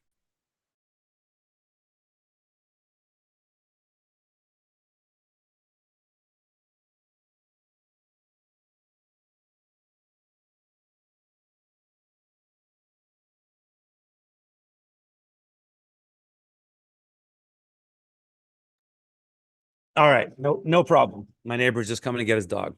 All good. So hey, who in the space wants to chime in? Anybody want to be a speaker? You can request to speak and we can get into that. We can riff on a bit more stuff. But yeah, if anybody wants to request to speak, go ahead and we'll bring you in. And I'll just finish the last little bit of my ice cream that my lovely wife made for me.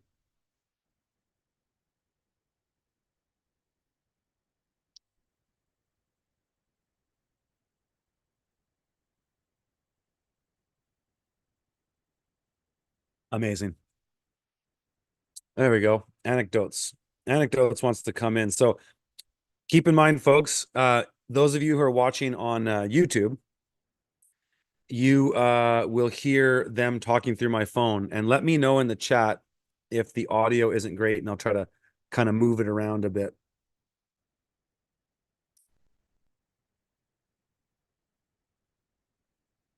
All right, anecdotes. You can unmute yourself there. Thanks. Love everything you're talking about. Thanks for doing this. Yeah, man. It's good to hear from you. It's been a while. Yeah, it's been a while. I love your idea about tracking what they're doing and documenting it. I want to post a link where if you see a plane going across, you can get the tail number. You can find out its where it took off, its destination, where it's heading, who owns it, and so I think that'd be good additional documentation. That's really all I wanted to share. Totally. I'll post it in the purple bill. Oh, that's wicked. Thanks, brother. Yeah, I what needs to happen now is everybody who is serious about this has to start taking account. If you want something to be done about this, you have to put some skin in the game. And so I think really what that could look like is like what Anecdote just said, is that, we all have phones now. So it's so easy to get video and photographs. And you can even do time lapse with phones now, but do time lapse photography, whatever it is, document the planes going by and then write them down, write down the number, you can contact the air traffic controller to find out what is that plane, because some people are saying now that it's all just commercial airlines doing that. That's not true. That's not what I'm witnessing. Mind you, I will say though, I haven't seen a chemtrail plane from where I am since that WestJet strike. And I don't know if there's a correlation to that or not, but I haven't seen a chemtrail plane here all summer. Last summer there was tons. But I haven't seen one in a while. But regardless, what people need to do is they need to start documenting what they're seeing, record the plane number, record what happens after, take some samples of the rain after it rains, and start actually compiling evidence. And then I think we need to come together and have like a national Zoom call. Maybe we'll have 100 people on the call. We'll get some moderators and such, and we'll get people to present evidence. And then we'll start compiling the best evidence. And then we're going to take it to them. I've got a lawyer that will do this, and we'll fucking sue them. And we'll start a case, and we'll do straight up in the legal, right? Cal and all those guys can do the notice of liability. That's great. We need to go on as many fronts as possible. But if we're going to stop this, I think that's what we have to do. I think that's the next step. Because this obviously went nowhere. And this, and you know, to be totally transparent, that's why I didn't say anything about this thing for a while. I got this probably was a couple months ago. Maybe when was it? No, it was like a month-ish. It was actually, I did this workshop in Saskatoon. It was right. It was like around June. Got around June. And I poured over it, and I was like, I could tell right away, man, this is a nothing burger. There's nothing here. This is all because what it is in the document is it's all true. Like everything they're showing here is true. This is all legit research and experiments that they did regarding cloud seeding and cloud busting under the guise of the weather, the hail suppression program in Alberta, which is all out in the open. That's not a fake thing. That's a real thing. Farmers know about it. I sat next to a lady on a flight back from Saskatoon who was a generational farmer, and she knew about the weather modification program. She said it's so much easier to farm in Saskatchewan and Alberta now with it, right? And that's actually technically correct. That's true. But so they're hoping that you're just going to look at this and go away. But it's not enough, because we can all see the stuff going on. So that's what I think. Yeah, man. If anybody else wants to chime in the space, go ahead and request to be a speaker. You're most welcome. And yeah, let's take a look at some of your guys's comments here. Godheart Guardian says, Curtis, in conjunction, you need to take soil samples and water samples too. Absolutely. Snow samples too actually are good, but that's what we all need to do. So this isn't about what I need to do, Goodheart Guardian. This is about what you need to do too. So if people want to be involved, hey, we got the microcycle in the house here. If people want to be to see this end, we're going to have to step up. Government is not going to fix any of this shit. We have to do this. And so everybody's got to start documenting on their own, and, you know, create a file on a folder on your computer, and start compiling evidence, recording dates, everything, as if you were going to go to court. And if more people can do that, then that's where I want to help, because I have a lawyer who's a badass who is going to help with this. And this is where I'd like to take it. And so kind of putting that call out to you guys. If you guys don't all follow me on Twitter X, you should, because it's a sort of a better way to get my attention, because it's the comments on YouTube. It's kind of a cesspool. There's just so much spammers and stuff in there. And I can't really, I do see them, but it's hard. It's easier to get my attention if you're on X. And so if you want to be a part of that, reach out to me there. Micropsycho, how you doing, brother? How you doing, Travis? Long time no see, mate. Hope you're well. Yeah, man, you too. It's a beautiful morning here in Java, in Indonesia. Nice. With tomatoes. Nice. I just wanted to talk about, you know, every problem we've got in the world is a lack of authority, and that's based because of our corporate status of separation of our natural beings, and we're treated like these corporate entities. And I just think, like, if we want to solve the problems in the world, we've got to hold our government to account and put the law back where it should be, treating us as natural beings. We have to prove and jump through hoops to claim our living state. Yes. It's absurd. We need to get our governments to, the pyramid should be upside down. The people are the power. They're servants of us, and we should be treated as human beings as the first basis of our treatment. We should only ever be in a court for common law. We should never be in a commercial court unless we choose to act in a commercial way. We're not commerce. If we choose to go into commerce, that's a different thing. That's our choice.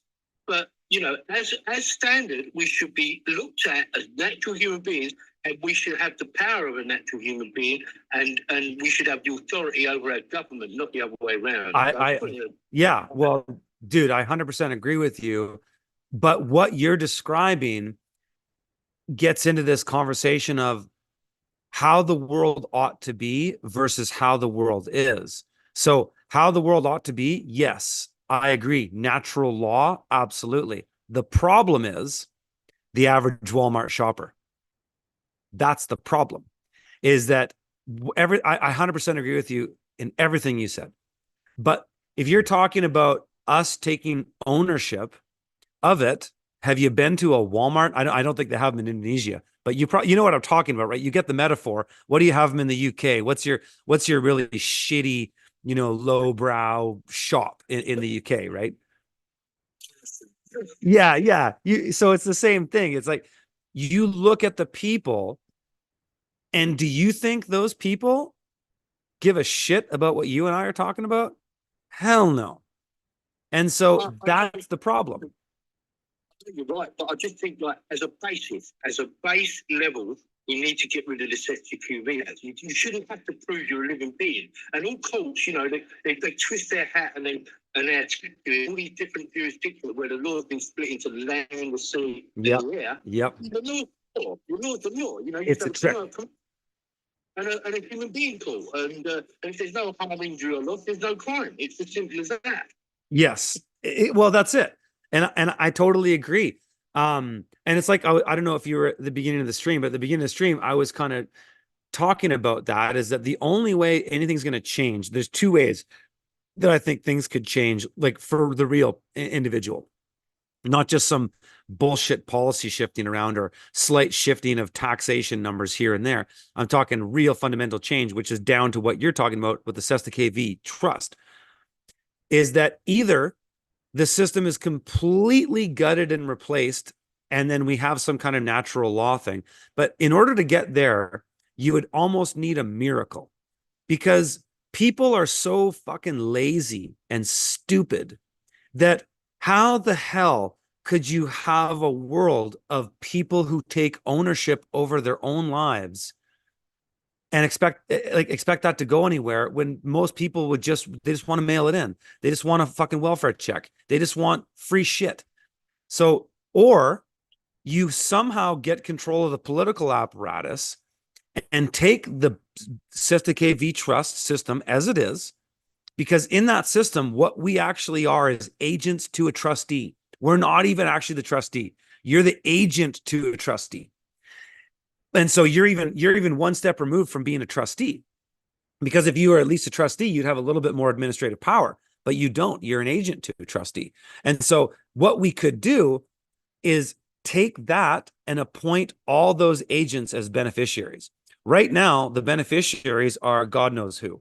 They're, I don't know, the Medini family, the Rockefeller family, the Rothschild family. Who knows? Who knows who the real beneficiaries are? But we could take the framework of the system and appoint those Cesta KV trusts to the beneficiaries, which would do what you're saying in a way, is that it would prove them to be living, because now they would have the trust. They would own the trust. They would have agency over it. So I don't know which is more possible, but the way I see it is that there's no way we're going to have any type of foundational change until a lot of people stand up. And yeah, go ahead. I mean, but obviously in society, all men are created equal. That's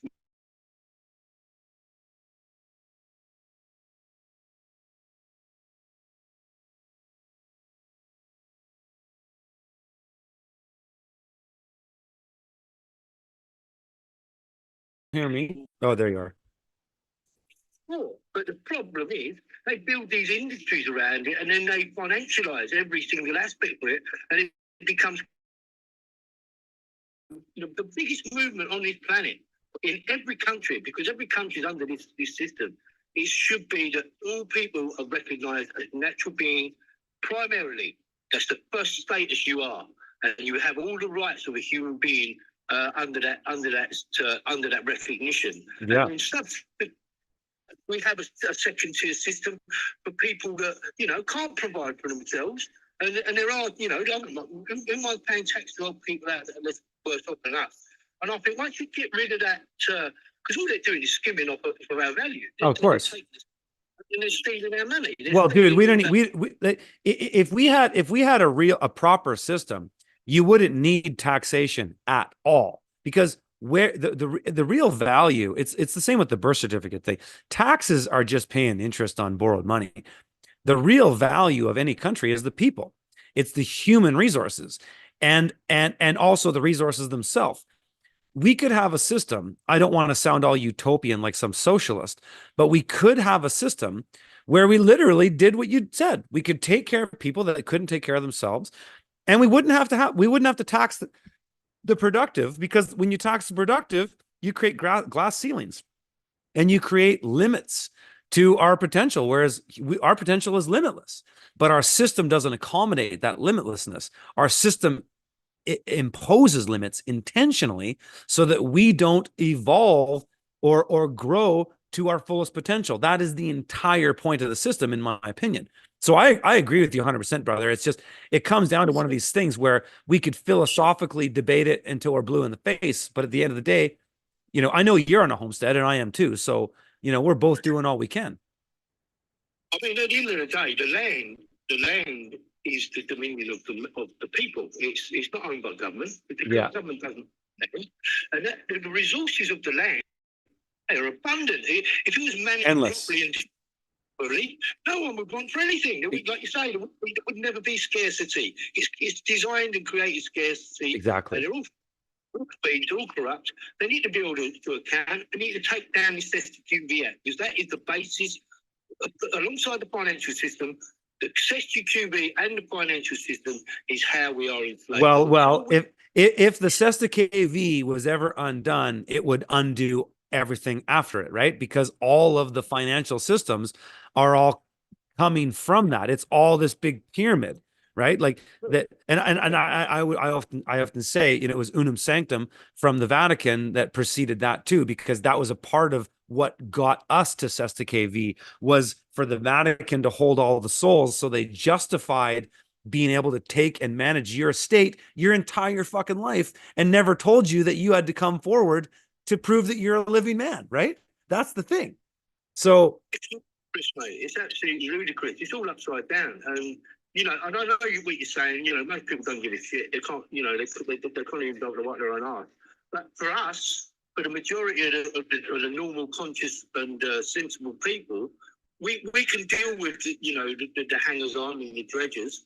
But first of all, we need to take control back of our lives, because that's the bottom line. We don't have any control of our lives. Well, yeah, brother. So this is what I say to that is, that's number one. So I'm just adding to what you're saying, because I totally agree. You and I are on the same page with most of this shit, is that we have to first take control of our lives.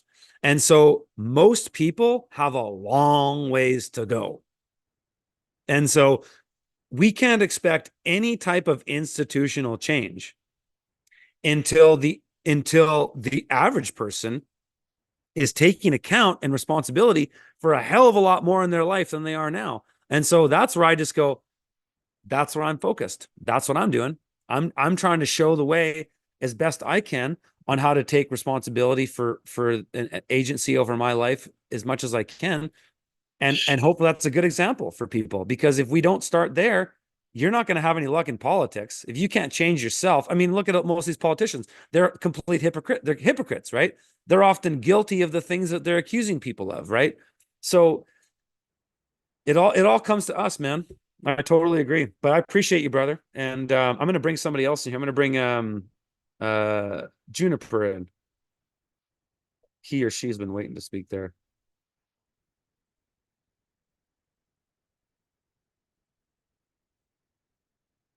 Hey, how you going? How you doing, Juniper? Feel free to unmute yourself there.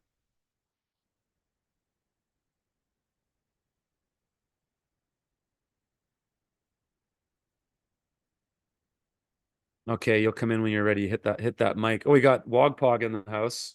Oh, Yeah, there you go. all right. How you doing? How's it going? Great. So,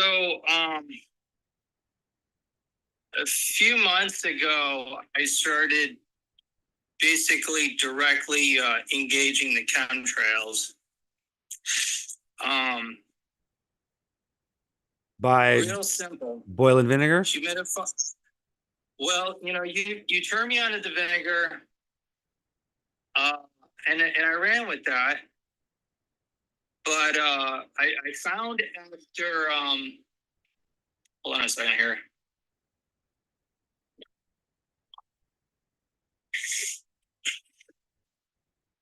So I found that a small amount of oil started to have effects way beyond just the vinegar. Okay. So that was where I started with. I realized that the vinegar has the acetic acid, which directly counteracts the nano aluminum. You have an acid pH, and you have an alkaline pH. And I had also added just a trace amount of like sea salt, and then a trace amount of Epsom salt. And one of the Epsom salts had a trace amount of lavender oil with it. Okay. So it's really when I started using, okay, the vinegar has an effect, sea salt has another type of an effect. The Epsom salt, magnesium sulfate, that has another type of effect. But when it was the oil that kind of came along with the magnesium sulfate, okay, now we're in like a whole nother class of literally what I'd call counter geoengineering. Hmm. So what's going on is the oils are basically drawing together the particles that they're using. Yeah. In a process that mirrors cloud formation.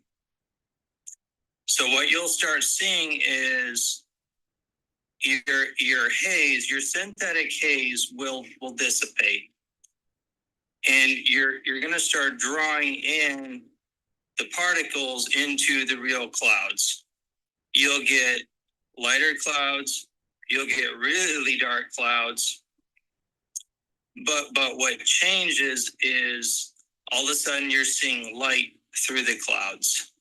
Your plants are getting light, you're getting light, you feel happier, and the signals are really getting weaker because they don't have that layer of metallic particles are bouncing off, Right. hitting you. Right. Very, very cool, man. Where do you want to share in the space, in the chat or something? Post it to the space. Some of the ingredients that you've used, and post it to some people, and then they can. We can talk about that for a minute. So, it started with the lavender oil, but people started just giving me oils. So, because I took a humidifier to work with me. So I work at a commercial greenhouse. So these planes were literally spraying over a commercial greenhouse, and I got sick of it. And I definitely didn't want to use the vinegar, like, near people. So what I started doing was just doing 100% essential oils. And then I started taking as many photographs as possible. So I now have like months, if not like, well, I really started taking photos like 2 years ago, but it wasn't really over till like the last year that I started like actively engaging with these, trails. Right. Call them persistent condensation trails, whatever you want to call them. Call it smog, call it haze, counter geoengineering. It doesn't matter what you call it. It all responds to these essential oils. So I found the key is have a diversity, just like permaculture teaches you. You need a diversity. This is going to get you all sorts of different molecular weights of oils. They're going to settle the different levels of the sky. The key seems to be wanting to include like a tree oil, like a pine, a eucalypt. Think your keystone species, and then use something really floral as well. So if you do like minimum of 2 ingredients, you seem to get the best light displays with, as the oils are settling to different levels. And you're doing all this with a humidifier, and then you put it into a humidifier. Vicks works really, really good. Sounds so crazy. Okay. Right on. Like for like heavy sprays, when you have like 10, 20 planes go over you and it's just nothing breaks through, Vicks does the job. So you're telling me whereabouts, what part of the world are you living in? This is Illinois. In Illinois. Because Yeah. I found even with the vinegar at a certain level, it just wouldn't work. Like I would just wonder what the amount of spraying that they do in some of these metropolitan areas. It's just beyond anything that you can. I mean, I kind of throw my hands up in the air and I just go, how does this actually work? I wonder if it is some kind of manifestation power through our minds and through our spirits, that if it's just, this is just some kind of conduit that is able to do something extraordinary that we can't explain. But it's a conduit through the physical world that gets us there somehow. That's what I often wonder. Like, go down that rabbit hole, absolutely. Well, why don't you? I'm gonna just kind of keep moving on. Why don't you share some of that stuff in this chat, and maybe we could have a follow up on this because it's very interesting. And you said you've recorded a bunch of information and you've been recording, because maybe you should get on this call. I don't know when I'm going to do this. I kind of just thought about this today. Actually, this lawyer that I've been getting to know was telling me about this. Because I think that this would be a good place for that. We could start compiling things. And because I didn't want this whole thing to be about chemtrails, because it just go on that tangent forever. But I appreciate that, man. But yeah, share some of that stuff in the chat if you can. And I'm going to answer a few more questions here in the chat. All right, thanks. Thanks, brother. Okay, take care.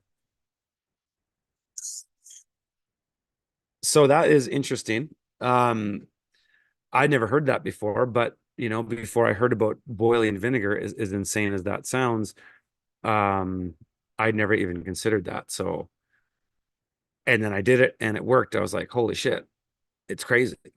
But then I started putting electroculture rods all over my property, and that seemed to do something more effective. Actually, it just seemed to work just the same, but then I didn't have to go and boil it. So, but then they haven't sprayed in months now, so I don't know. We got Creditor in the house. We got Farmer Till I Die in the house. Do you guys want to jump on the mic at all? If you want to, just let me know. Hit the request. Wogpog too in the house. What's Wog saying? Oh yeah, I was gonna answer a question here. Somebody said,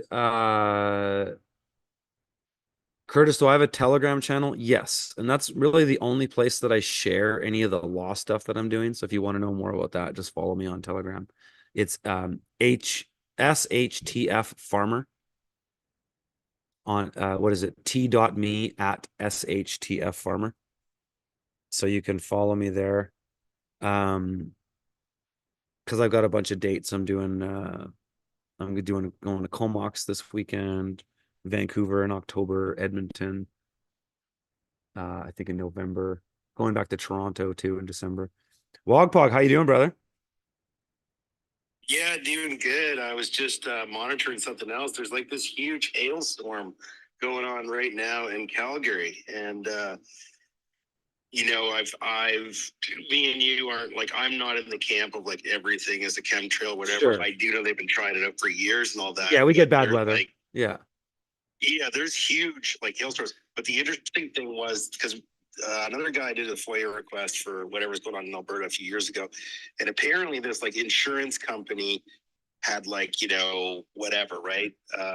Like funded this research to, prevent hail. The funny thing was they basically went up and did all this shit, and then the biggest hailstorm ever happened, and it was like it was caused all this damage. So, whether it's working or not, they try it out. But my position is not that everything is a chemtrail. And I did interview like a pilot dude, and he's like, oh yeah, every pilot knows. Just go on TikTok and say, here's our chemtrail button, and you're going to get 180,000 views, right? So, kind of a joke in the industry. And I have interviewed a ton of people, so I think they're testing it. I don't think it's widespread, but that's just my position. Did you find anything else different out in your FOIA things? I actually just popped in. I forgot you were going to. No, that one, I've seen that Alberta one that you're talking about. And this one is basically an extended version of that going all the way back to 85. So it's like all the records for Alberta, hail suppression. It's a nothing burger. It's nothing about the aluminum and the barium and strontium and stuff that they're spraying in the skies. Is nothing about that. So it's kind of, yeah, I mean, I was kind of bummed on it because like I really I don't know, maybe I shouldn't have talked about it before I did it. Maybe I jinxed it or something. I don't know. But when I got it, I was like, man, this is a fucking joke. This is a nothing burger. There's nothing here. So no, I think we need to sue them, and I think we need to get the rest of the information because it's obvious. Like people, if you can't see chemtrailing now, you're just either not paying attention, or you might be woke because it's as clear as day. It's just like with the COVID show. Like we could clearly see all the bullshit, all the outright lies, but then they're gaslighting you and saying, no, you're not seeing that. Trust us, right? It's the same thing. So no, I think people need to get really everybody needs to start taking account if they want this to go anywhere. Well, I think the only way they could have widespread chemtrail use is if they're putting it in the actual AV fuel itself, right? Like, I don't know if there's like, every ship has the thing. But anyway. No, I don't think so. I mean, even in these documents, there's specific planes for it. I don't think. Yeah. No, I mean, when you look at some of the patterns that these chemtrails are like, especially when you look at time-lapse photography of like over Los Angeles or some big cities like Atlanta and stuff like that, you see these crazy square patterns. Those are not commercial airlines because there's not enough planes to do that. So I hear they're doing commercial planes that are doing it, but I think it's mostly dedicated flights. And I think now what they're doing is, because I've seen some patents on technology that does this high stratospheric stuff. It's like, I think it's called high stratospheric injection, where they have balloons that are doing this really high up so that you can't even see it go down. And they're starting to do it at nighttime as well. I've noticed that as well. So there's all kinds of ways they can do it. Yeah, well, I mean, we can agree to disagree. I just don't see it, but I know they are fucking with it. And I think like the necessary, like, I would say like. Well, what don't you see? I don't see it. You don't see chemtrails? No. Where you live? I mean, I see contrails. Like when I'm down near the city, there's not too much. There's no planes flying really where I'm at. But, Yeah, right. so I don't really see it on the day. Like, but I remember like living in Vancouver and seeing, you know, shit tons of that, like what you guys were talking about. Yeah. But I think like looking at the Japanese study of what they did of like, they tried to figure out like what was precipitating out of that stuff. Like that's a really good one. And I think what we need to do is get a citizen science project and let's get like, you know, 1,000 data points. Yeah, that's right. Like, you know what I mean? And Yeah, absolutely. one way or the other. That's what we have to do.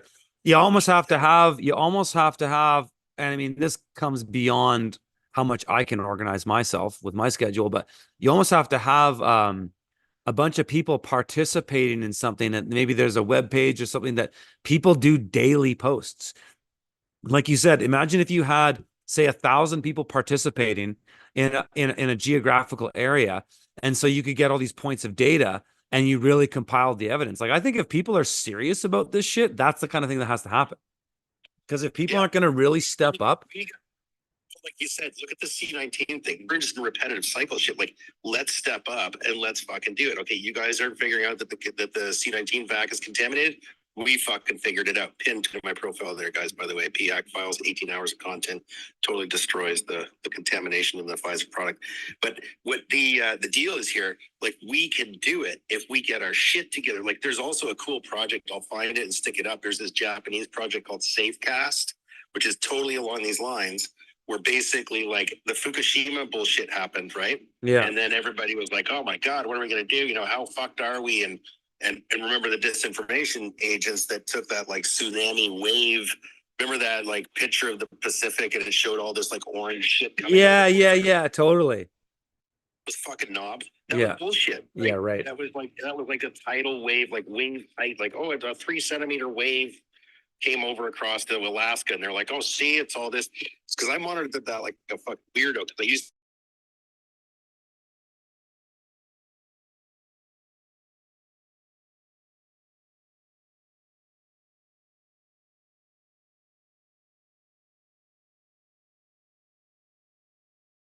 pie type things. You send them $100, you hook it up to your Wi-Fi thing, stick it on the side of your house, and you can go there right now and see where the thing is high, where it's low, whatever. All around Japan. There's a couple in North America. I actually use it for OS int on like the Ukraine thing. Remember when they were like bombing near those nuclear things or whatever, and there was rumors saying that someone had already set off a nuclear thing over there.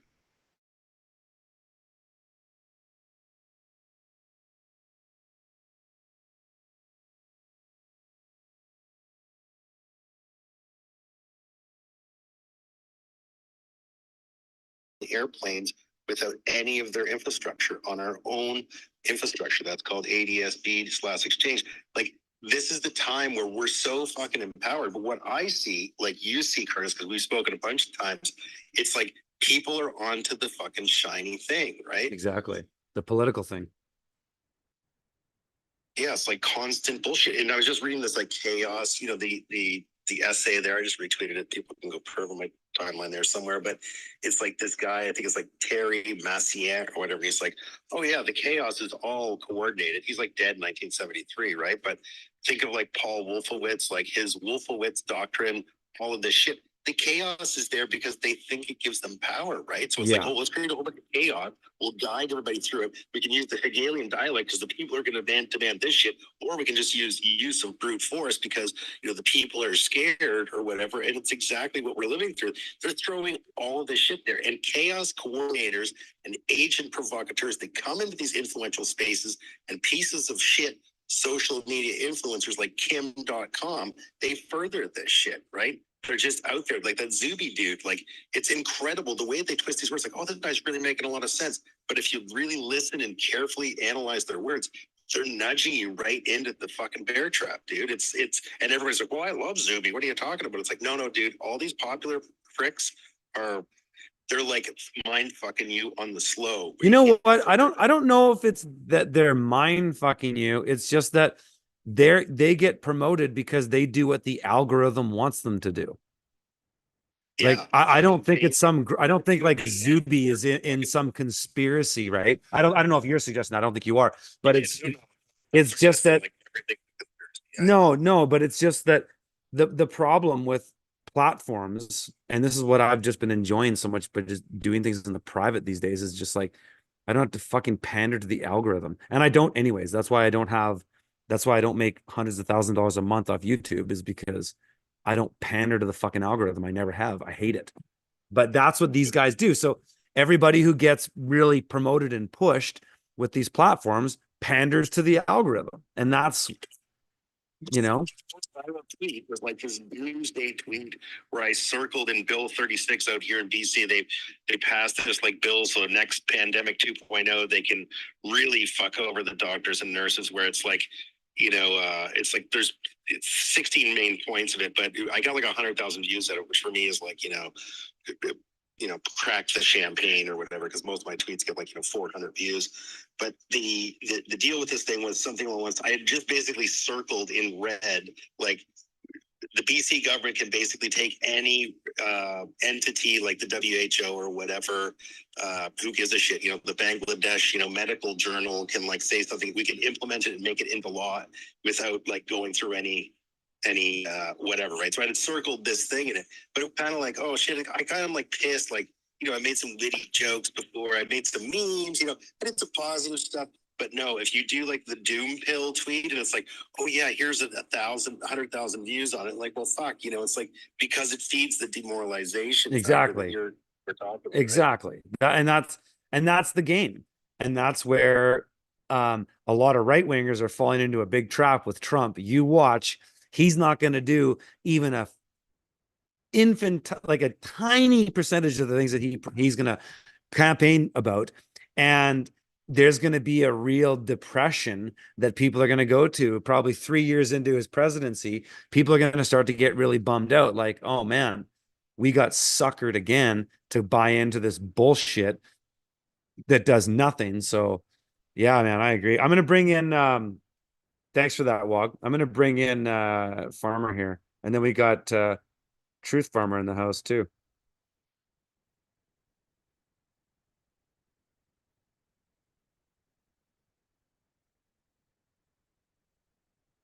And yeah, somebody in the comments said, will all this language get this channel banned? I don't think so. I'm pretty sure there's channels out there that have far more coarse language than mine. I'm starting to get some mosquitoes coming out here in my greenhouse though right now. So I'm only going to last so much longer. There he is. Yeah, gotcha. Ask anybody if they'd heard of Cloudbusters. No, I haven't heard that. What's that?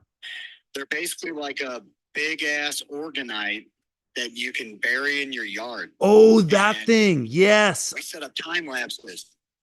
Is it like this copper tubes coming out of it or something? Yeah. Yeah, dude. Dave Avocado Wolf brought one here. Buckets. I saw one. It was amazing. Yes. Yeah, we have them on the north and west side of our property because that's where the storm fronts come in. But it also you can watch it break up or dissipate the shit they're spraying on us. I heard you guys say you haven't seen many lately, but I'm in the middle of Missouri. Yeah, Missouri, there's and tons. Sky glass, so I actually watch these suckers come, and we get sprayed in the mornings, usually in the afternoon sometime, and right as the sun's going down. Wow. It's crazy. When I was in Missouri, I was shocked at how much geoengineering there is out there. It's crazy. So that's legit, dude. Yeah, Dave Avocado brought one of those and it looked cool. It looked like a piece of art. So yeah, man, that's something there too. Yeah, you can make them aesthetically pleasing. You can't even see ours. Ours are literally buried because I ran a 7-foot copper core, buried down in first and then set it on top of it because it also works kind of like electroculture. Yes. The more grounded it is, yes, the more materials you have in it, exactly, the more effective it is. That's all I had. Keep up the good fight. I cool, put brother. a video clip in the bubble light down there of a guy that passed away, unfortunately, a while ago back named Mike Morales. And he followed this stuff on YouTube hardcore. And his intro is legendary. He has a clip from, I believe, some people in either Arizona or Nevada where they fought their city council. Over 100 people got their blood tested and showed all the stuff they had in their blood from being sprayed by this stuff. Yeah, see that's where it needs to go. That's where it needs to go. Because they haven't sprayed in a while, but I was noticing that my daughter her breathing was getting rough whenever they would spray. And so it's stuff like that. These are the testimonies that we need to do something about this because, and you know what? There's some kind of poetic justice in this, is that, are we going to expect justice from something if we just like are hoping that they'll pay attention to it? No, people have to get involved. And voting, unfortunately, for an election is a waste of time, but getting involved into something like a class action lawsuit is actually something. This is actually something that we can do and might force their hand to produce evidence, which, even if you don't win in the case, is still a win.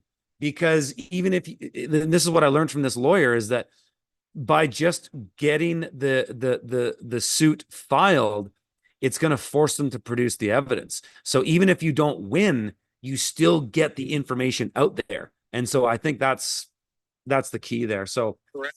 Yeah. If you can get them into discovery, it's Exactly. all downhill from there. And it doesn't take much to literally drain a company's coffers through lawyers, because if you have good lawyers and or you're setting up with attorneys, in fact, that don't charge anything by the hour, but their lawyers are charging hundreds or thousands of dollars an hour, just drain them. Yeah, that's right. We know for sure that it's some commercial companies. Yep. But it's also NASA and other, like the Air Force has planes, and we're basically at our last options, because Absolutely. the option is shooting the damn things down, and it's only going to take us shooting down one or two before it all stops. Yeah, exactly. That's awesome, brother. Appreciate it. So I'm just gonna take we'll do Truth Farmer, and then we'll do Alex, and David. But I'm not gonna do the space too much longer because it's getting dark and it kind of looks weird with the light, and I probably should get in. But and the fucking mosquitoes are coming out now. And I'm in a tank top. But let's bring in Truth Farmer. How are you? Good, brother. How you doing? Things are well on the East Coast over here. Nice. The other coast of Canada. Yeah. We have had massive amounts of chemtrailing here this year, to the point where my normie neighbors will like text me and be like, "You're right. There's something crazy in the sky going on."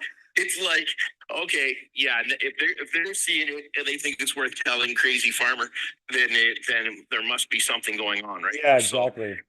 Because at first they're like, "Oh, that's just bullshit," and Yeah. then they're like, "Well, look, now they're paying attention, right?" They're like, "Well, that is weird, right?" So It is. sometimes you just have to plant the seed with people. But I do have a buddy in BC and I'm gonna connect him to you, tell him to get in touch with you through social media. But he did a whole bunch of work a couple of years back before this was such a hot topic, and through Freedom of Information Act and stuff like that. Yeah. And there are actually companies or organizations with weather modification permits in this country, so it's not like Oh, yeah. it's not a made-up thing. No. So, I've got that in my documents. The main company is called Weather Modification Incorporated, and they're out of Fargo, North Dakota. That's the main company that's running it. But they're the ones running the whole Alberta hail suppression program. So, but are they going to be the thing that links to all of it? I don't know. But sure. Yeah. See this in the Maritimes, where normally all it does is rain, like in Scotland. This past 2 summers, we've had very droughty weather here. We've got some land a field where we normally get over 100 round bales of hay off of. This year we got 36 because the whole month of June we had 0 rain. Really? At planting time. So what happened is all our hay crops came up. They got a foot tall, come out in head, and went dormant. Right, like they're not going to grow once they're in head. Wow. And so we've got some land, it's been like in permanent continuous grass for like over 100 years, native grasses here. Yeah. And never been plowed. And so we usually get one crop of hay a year off that. and we get a big crop of hay. And this year there was just, it's been horrible. And even my like dairy farmer neighbors who like doing the whole chemical fertilizer, the whole 9 yards, they had horrible, like half a yield, you know. So, but the rest of the crops are looking good now because they were planted later. Like the annual crops look pretty good. They've got some little timely rains, but the last month we've had it where it's like if it had no rain that day, we were going to be in a catastrophe situation. Then we get a rain, and then we get a like we go 2 weeks. Like, you got to keep in mind, right, on the East Coast here in PEI, the Garden of the Gulf, we are so sandy, and there's so little organic matter in the soil because it's been potato farms so heavy for so long. Right, like we are so dependent on rain because it just dries out so quickly. Right, it's just like beach sand. You take a bunch of beach sand and lay it on your driveway. That's what happens. Right, it just dries out and bakes. So yeah, I guess that's all I wanted to share. And be careful what you say on Twitter because I was in a space earlier. Twitter's monitoring people now, and Wog was complaining nobody was talking, and I said I think the moderator sounds like a tranny, and then I got a message from Twitter saying that is inappropriate to say that. Tranny is the only word you can't say on Twitter. Yeah, I posted it before, and I got notices that said this is being hidden. So yeah, that's what I got from them you today, can pretty much talk shit about anybody else except that on Twitter. So yeah, appreciate it, brother. Worse things. No, I like it's never gonna ban, so it's not fair. No, Yeah, it's all good. Cool, Thanks, man. guys. Yeah, take care. I'm gonna bring in. I'm just gonna do a couple more here, and then I'm gonna shut her down, guys, because I'm starting to get bitten by mosquitoes, and I'm over it.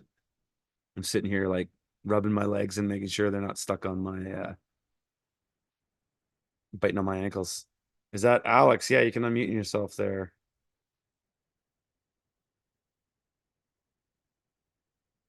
There you go. Hello, how you doing?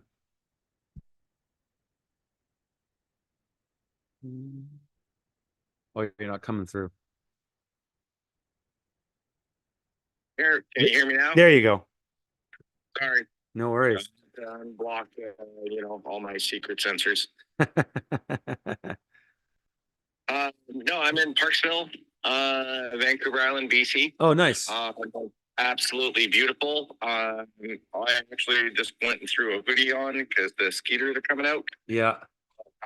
It's the first time I get to speak in a chemtrail topic room. Well, there you go. So I personally have been documenting freaking chemtrails for about the last 8 to 10 years. Okay. Everyone's telling me I'm fucking crazy. That's not real.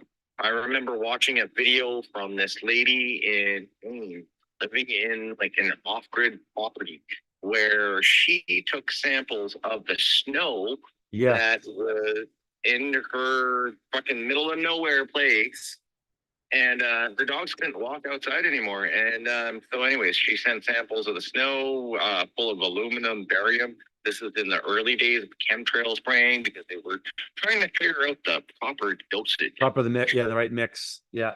Right. But in regards to like, there's a bunch of dudes flying these planes. Unless these planes are being flown by robots. Yeah. There's people flying them. There's a bunch of people that know what the fuck's going on. I know. Right. And but so if like, I'm just looking at it like, okay, cool, I'm the dude spraying this shit. I'm getting paid this much money an hour, but then I'm gonna go back to land and live with my kid. I know. Under the shit I just sprayed. I know. This is the logical challenge right there. That to me is the mind fuck. It is. Right? Because why would they do it? Exactly. Yeah.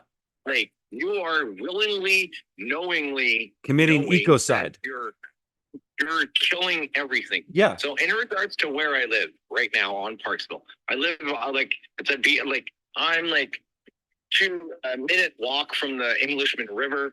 If I grab my bike, I'm down the estuary. I'm staring at Georgia Strait. I can go swim in the ocean in like 3, 4, 5 minutes bike ride. Lovely. Okay?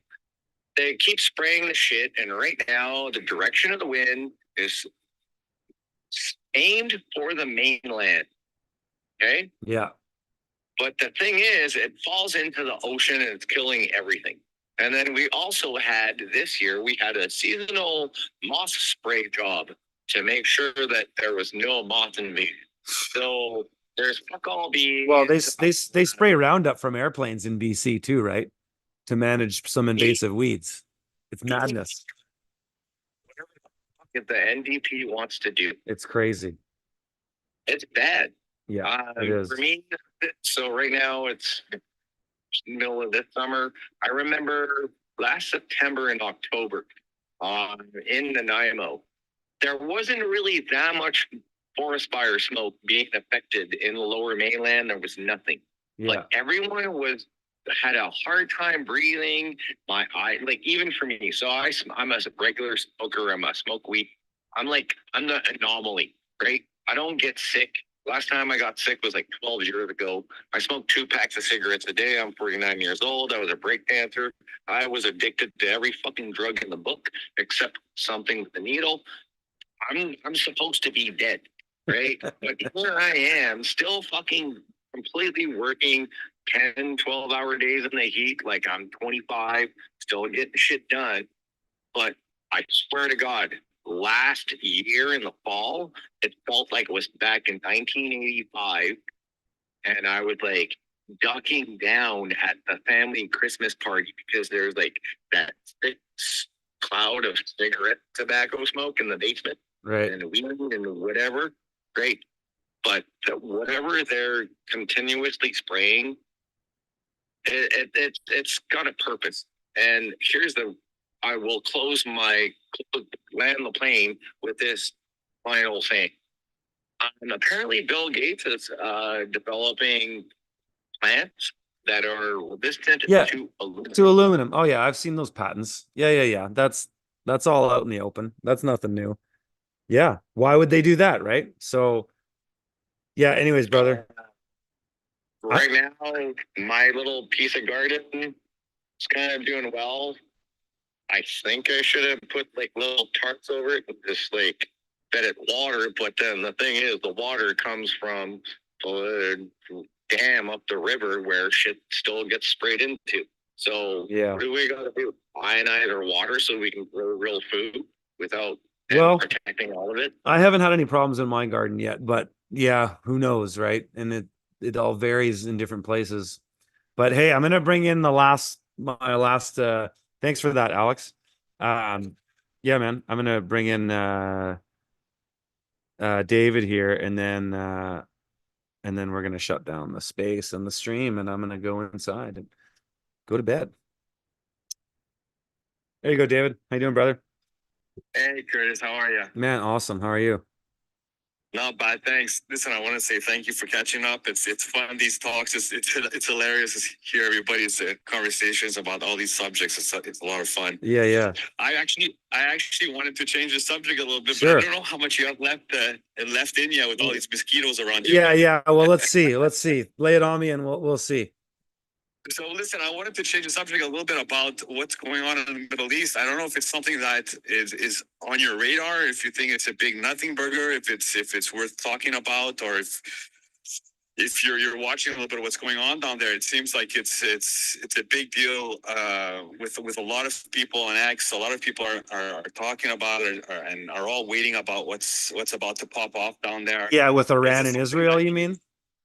Yeah. Like it seems like if it does really happen, it seems like everybody is saying that this is it. This could be the big one, that it could be a major catastrophe. So me being I'm a farmer out here. I'm in Quebec, and it worries me for.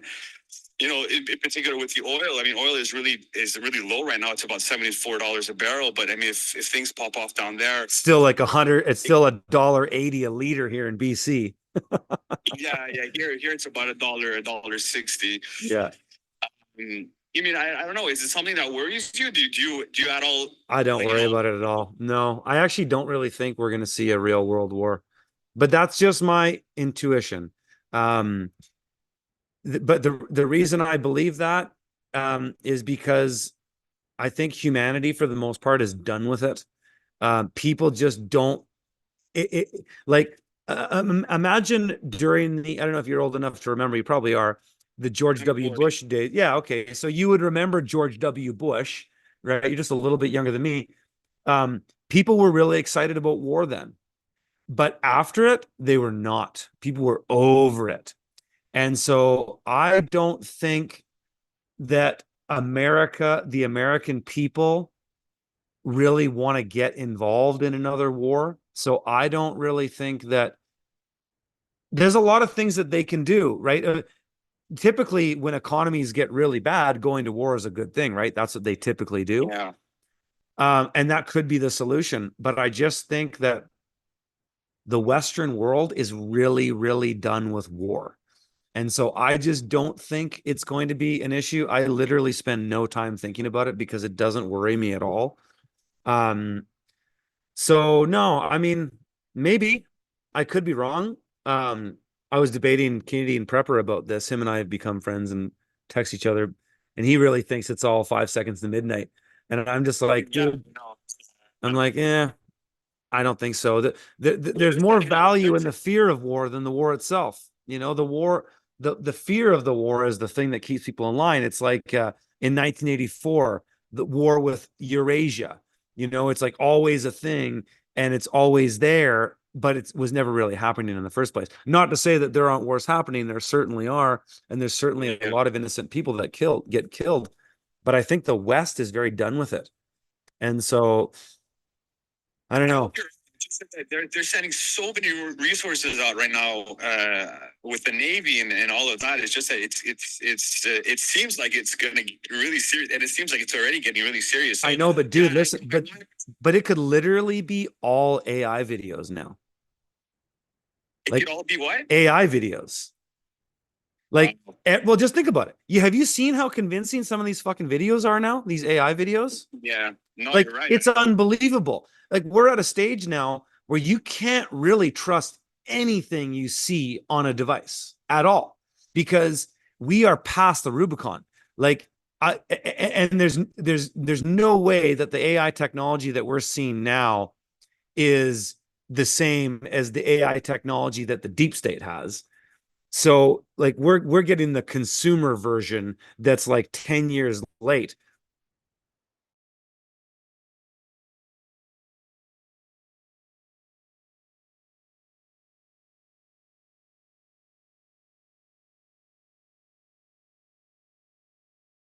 Because it's the world is so complicated, and like, a little bit like in the conversation about the chemtrails, everybody needs to see the proof, and it's very, very difficult because like when you made all the effort about trying to get the paperwork from the government, and then you find out that they didn't even give you what you were looking for. Yeah. So then you're still looking for proof. It's so frustrating because people out there that are the naysayers about all that stuff, they say, oh, we don't really believe in it unless we there's this legitimate proof. Yeah. It being in paperwork or whatever. I mean, it's very, very, very frustrating. And yeah, I watch Canadian Prepper also, and I'm with him with this. I think that, I mean, the stock market tanked today. It was awful. It was all over it was absolutely bananas. I don't know. I don't know if that's all has to do with what's going on down there, or if it's just, I don't know what your thoughts about that also about the stock market, because that was brutal today. Well, what I think we're going to continue to see is what we've been seeing, is that we're going to continue to see things falling apart. It's all Cloward and Piven. In order for them to get the big picture that the New World Order wants is a digital ID, a global currency, and a global government eventually.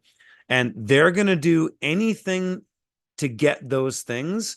But the problem is the Cloward and Piven stuff is all coming to a head because the wheels are all falling off because none of this is sustainable in any way.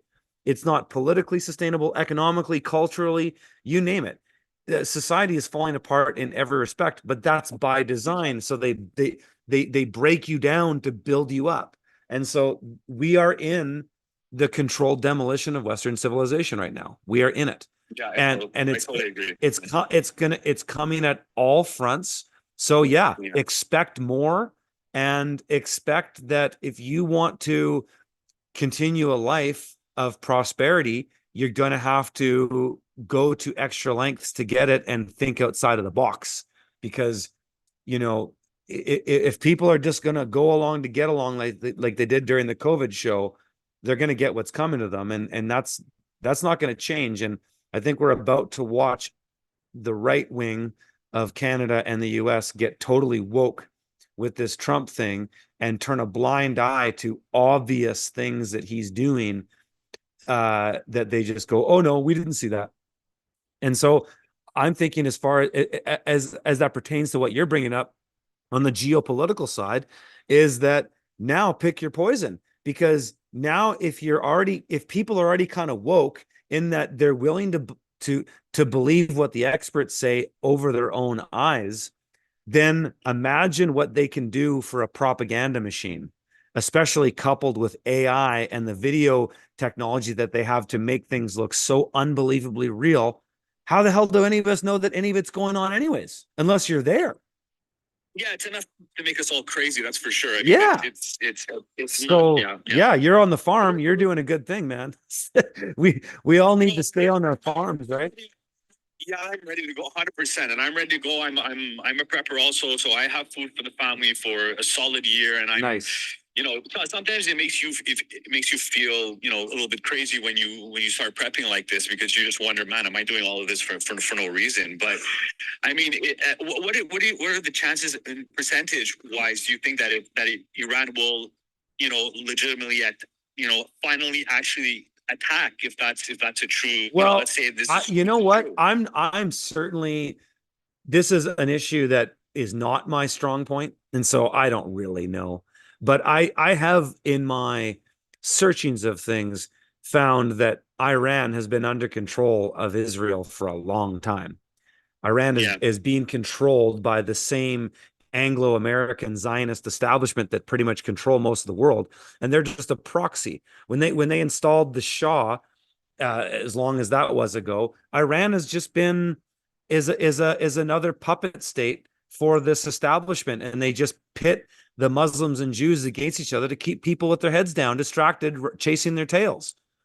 And so I don't really think it's going to amount to much. I just don't think the world wants war. And I do believe that the world manifests what it wants. That's why the New World Order puts so much effort into propaganda, is because they know that the creators of this world are us, and that we create everything through our will and intention.